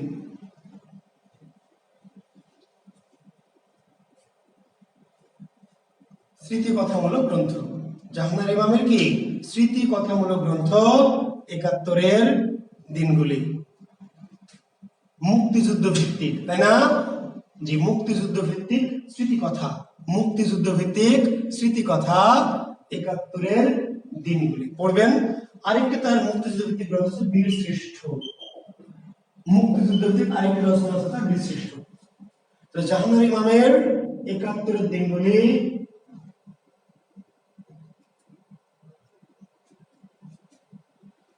বীর শ্রেষ্ঠ। আর তার কিছু কাব্য আছে, দেখেন, 7টি তারার ঝিকিমিকি কাব্য। 7টি তারার ঝিকিমিকি, গজ কচ্ছপ। 7টি তারার ঝিকিমিকি, গজ কচ্ছপ, বিদায় নেমা ঘুরে আসি। বিদায় নেমা ঘুরে আসি। এগুলো শিশুতোষ কাব্যগ্রন্থ বলা হচ্ছে। 7টি তারার ঝিকিমিকি, 7টি তারার তিমির না আবার, ঠিক আছে? জি, 7টি তারার ঝিকিমিকি, গজ কচ্ছপ, বিদায় দেমা ঘুরে আসি। জাহানারা ইমামের কাব্যগ্রন্থ 71-এর দিনগুলি আর বীর শ্রেষ্ঠতার মুক্তিযুদ্ধ ভিত্তিক স্মৃতিকথা বা মুক্তিযুদ্ধ ভিত্তিক রচনা। এছাড়া তার কিছু গ্রন্থ আছে। নিঃসঙ্গ পাইন। নিঃসঙ্গ পাইন আছে। ক্যান্সারের সাথে বসবাস। এই যে দেশে রাজাকার আলবদর, ওনার দুঃখ ছিল যে এই যে আমরা মুক্তিযুদ্ধ করলাম, আমার সন্তান রুমি, এবং খুবই লোমহর্ষক কাহিনী। রুমির কাহিনীটা আপনারা পড়বেন 71-এর দিনগুলি। আপনারা জানেন যে ঢাকায় যে গেরিলা আক্রমণ, ঢাকার যে গেরিলা আক্রমণটা হয়েছিল রুমির নেতৃত্বে, মুক্তিযোদ্ধারা ঢাকায় যে গেরিলা আক্রমণগুলি করেছিল মূলত রুমির নেতৃত্ব। এবং রুমি একটা জায়গায় অপারেশন করতে গিয়ে ধরা পড়ে। তো ধরা পড়ে গেলে, যেহেতু জাহানারা ইমাম খুব সেই সময় প্রতিষ্ঠিত একজন মানুষ ছিলেন, তার স্বামী তিনিও খুবই স্বনামধন্য মানুষ, তো অনেকে পরামর্শ দিয়েছিল এবং বলা হয়েছিল যে যদি প্রাণ ভিক্ষা চাওয়া হয় তাকে প্রাণ ভিক্ষা দেওয়া হবে। যদি জাহানারা ইমাম বা তার পরিবার রুমির জন্য প্রাণ ভিক্ষা চায় তাহলে তার প্রাণ ভিক্ষা দেওয়া হবে। তো রুমিকে যখন বলা হলো তখন রুমি চিন্তা করেন মানুষের দেশপ্রেমটা কোথায়। আমি খুব আমার সক্রেটিসের কথা মনে পড়ে রুমির এই কথাগুলি মানে পড়লে আমার অনুভবে সক্রেটিসকে মনে পড়ে। পৃথিবীতে মানুষ দেখেন 2 রকমের। সক্রেটিসকে যখন বলা হলো, সক্রেটিস জানেন তো, তাই না, যে আপনি মুক্ত, আপনি মুক্ত আজ থেকে শুধু বাইরে বের হয়ে কি করবেন, আপনি জনগণকে উদ্দেশ্য করে বলবেন যে আমি এর আগে যা বলেছি সেটা ভুল, আমি যা বলেছিলাম এর আগে যে কথাগুলি বলেছিলাম সেগুলো ছিল ভুল। শুধু এইটুকু বললে আপনাকে মুক্তি দেওয়া হবে। তার মৃত্যুদণ্ড দেওয়া হয়েছিল, কিন্তু মৃত্যুদণ্ড থেকে তাকে মুক্তি দেওয়া হবে একেবারেই। শুধু তিনি বাইরে গিয়ে জনগণের উদ্দেশ্যে করে বলবেন যে এর আগে তিনি যে কথাগুলি বলেছেন, যে মানে এগুলো দিয়েছে সেগুলো আসলে কি ভুল ছিল। কিন্তু তিনি বললেন যে না, I to die, you to live. I to die, you to live. Only God knows who is the feet. আমি মিথ্যা বলতে পারবো না। I to die, you to live. Only God knows who is the feet. আমি মরে যাচ্ছি, তোমরা বেঁচে থাকছো, কিন্তু পৃথিবীতে কার বেঁচে থাকা উচিত ছিল, কার বেঁচে থাকা উত্তম, সেটা একমাত্র ঈশ্বর জানেন। সক্রেটিস জীবন বাঁচানোর জন্য কিন্তু মিথ্যা বলেননি। চাইলে একটা বার শুধু মিথ্যা বললেই কি জীবনটা বাঁচত। আপনি আমি হলে কতবার মিথ্যা বলা লাগবে? প্রয়োজনে 1000 বার মিথ্যা বলবো, জীবন বাঁচানো ফরজ, তাই না? 1000 বার মিথ্যা বলবো, জীবনটাকে বাঁচো। রুমিকে যখন বলা হলো, বুঝতে পারলেন তো, তার বাবা মা রুমিকে জানতো, তার পিতা বলল যে না, এটা করা যাবে না। আমার রুমি যখন জানবে যে তার প্রাণ ভিক্ষা চাওয়া হয়েছে কার কাছ থেকে, পাকিস্তানি, তাই না, সেই হানাদারদের কাছ থেকে, তো রুমি তখন হয়তো আত্মহত্যা করবে। যেই রুমি যে পাকিস্তানি শাসকের বিরুদ্ধে জীবন দিয়েছে, পাকিস্তানি শাসকের শোষণ বঞ্চনার বিরুদ্ধে প্রতিবাদ করে মাথা উঁচু করে বাঁচতে চেয়েছে আমার সন্তান, তাকে যদি তাদের কাছ থেকে প্রাণ ভিক্ষা আমি বাঁচিয়ে আনি, তাহলে আমার রুমি বাঁচবে না, তার আত্মাটা মরে যাবে। আমার রুমি যখন জানবে, তখন রুমি আমাকে ক্ষমা করবে না কোনদিন। আমার রুমি, আমার ছেলে কোনোদিন আমাকে ক্ষমা করবে না যদি জানতে পারে যে আমি কি করেছি, তার পিতা হয়ে ওই পাকিস্তানিদের কাছে তার প্রাণ ভিক্ষা চেয়েছি মাথা নত করে, তাহলে আমার সন্তান কোনোদিন আমাকে ক্ষমা করবে না। কাজে প্রাণ ভিক্ষা আর চাইনি। প্রাণ ভিক্ষা চাইলে ওরা বলেছিল যে তোমরা যদি প্রাণ ভিক্ষা চাও তাহলে রুমিকে বাঁচিয়ে দেওয়া হবে। তো ভাবেন যে সন্তান কেমন, পিতা কেমন, এবং মাও তখন বললো যে ঠিক আছে, আমার সন্তান দেশের জন্য কোরবানি দিয়েছি, সেই সন্তান প্রাণ ভিক্ষা আমি চাই না। তো কোন লেভেলের এরা মানুষ! তো খুবই দারুণ, মানে এদের যে পরিবার, এদের যে আইডিওলজি, এটা বিস্মিত হওয়ার মতো। পড়বেন, জি ঠিক আছে, তো পড়বেন আপনারা। তারপরে আমাদের আরেকজন লেখিকা আছেন যে জানার নীলিমা ইব্রাহিম, জি নীলিমা ইব্রাহিম, জি। তো এই ভদ্রলোকের নাম আসলে নীলিমা ইব্রাহিম না, জানেন কি? এই ভদ্রলোকের নাম ছিল নীলিমা রায়চৌধুরী। নীলিমা ইব্রাহিমের প্রকৃত নাম কি? নীলিমা রায়চৌধুরী। তো নীলিমা রায়চৌধুরীর সাথে ডক্টর ইব্রাহিম, জি বর্তমান যে ইব্রাহিম কার্ডিয়াক হাসপাতাল, কি হাসপাতাল বলে আপনারা সেটাকে? জি আসলে এটার নাম ইব্রাহিম কার্ডিয়াক হাসপাতাল। সেই বিখ্যাত উপমহাদেশের, খুবই বিখ্যাত উপমহাদেশের, বাংলাদেশের না, উপমহাদেশের বিখ্যাত, জি ডাক্তার ইব্রাহিমের সাথে বিয়ে হয়। ডাক্তার ইব্রাহিম মুসলমান, ডক্টর নীলিমা রায়চৌধুরী হিন্দু। সেই তোর নাম ছিল নীলিমা রায়চৌধুরী। যখন ইব্রাহিমের সাথে বিয়ে হয় তখন তার নাম হয় নীলিমা ইব্রাহিম। তাহলে নীলিমা ইব্রাহিমের প্রকৃত নাম কি? নীলিমা রায় চৌধুরী। নীলিমা রায় চৌধুরী, জন্ম 1921 সালে, জি জন্ম 1921 সালে, বাগেরহাট জেলার ফকিরহাট, বাগেরহাট জেলার কি ফকিরহাট। 1921 সালে বাগেরহাট জেলার ফকিরহাটে জন্ম। প্রকৃত নাম নীলিমা রায় চৌধুরী, বৈবাহিক সূত্রে তার নাম হয় নীলিমা ইব্রাহিম। তার বিখ্যাত গ্রন্থ বা শ্রেষ্ঠ গ্রন্থের নাম কি? আমি বীরাঙ্গনা বলছি। নীলিমা ইব্রাহিমের শ্রেষ্ঠ গ্রন্থের নাম আমি বীরাঙ্গনা বলছি। মুক্তিযুদ্ধ ভিত্তিক রচনা। কি জাতীয়? মুক্তিযুদ্ধ ভিত্তিক রচনা। নিলম ইব্রাহিমের শ্রেষ্ঠ গ্রন্থের নাম আমি বীরাঙ্গনা বলছি, মুক্তিযুদ্ধ ভিত্তিক গ্রন্থ। জি, মুক্তিযুদ্ধ ভিত্তিক স্মৃতিকথা টাইপের গ্রন্থ। মুক্তিযুদ্ধ ভিত্তিক স্মৃতিকথা টাইপের উপন্যাসের মধ্যে 20 শতকের মেয়ে, 20 শতকের উপন্যাস, 20 শতকের মেয়ে।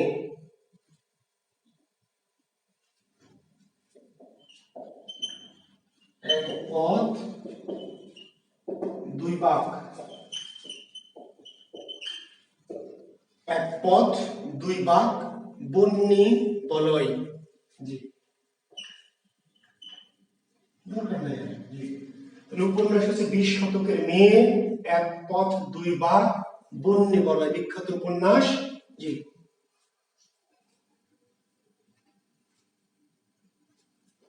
আমি বীরাঙ্গনা বলছি। গল্প গ্রন্থ রমনা পার্কে, গল্প গ্রন্থের নাম কি? রমনা পার্কে গল্প, গল্প গ্রন্থ রমনা পার্কে। আরেকটি গল্প গ্রন্থ বিবেচি শাহী এলাকার পথে পথে। জি, রমনা পার্কে শাহী এলাকার পথে পথে। রমনা পার্কে শাহী এলাকার পথে পথে গল্প গ্রন্থ উপন্যাস 20 শতকের মেয়ে, এক পথ। এটি খুব বিখ্যাত উপন্যাস, নিলম ইব্রাহিমের বিখ্যাত উপন্যাস 20 শতকের মেয়ে।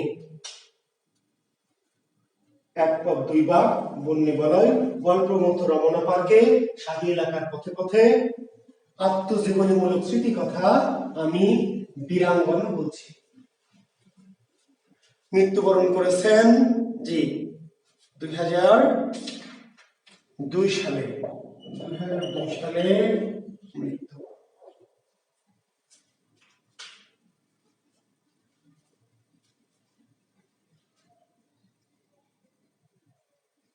ও হ্যাঁ, সরি এটা নাটক। Thank you. শাহী এলাকার পথে পথে নাটক লিখে নাও। Thank you. গল্প গ্রন্থ রমনা পার্কে, নাটক হচ্ছে শাহী এলাকার পথে পথে, শাহী এলাকার পথে পথে।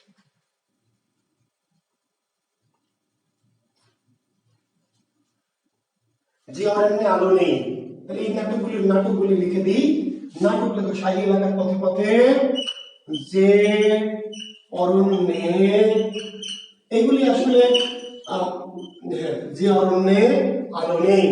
নাটক শাহী এলাকার পথে পথে, যে অরণ্যে আলো নেই। 2-4।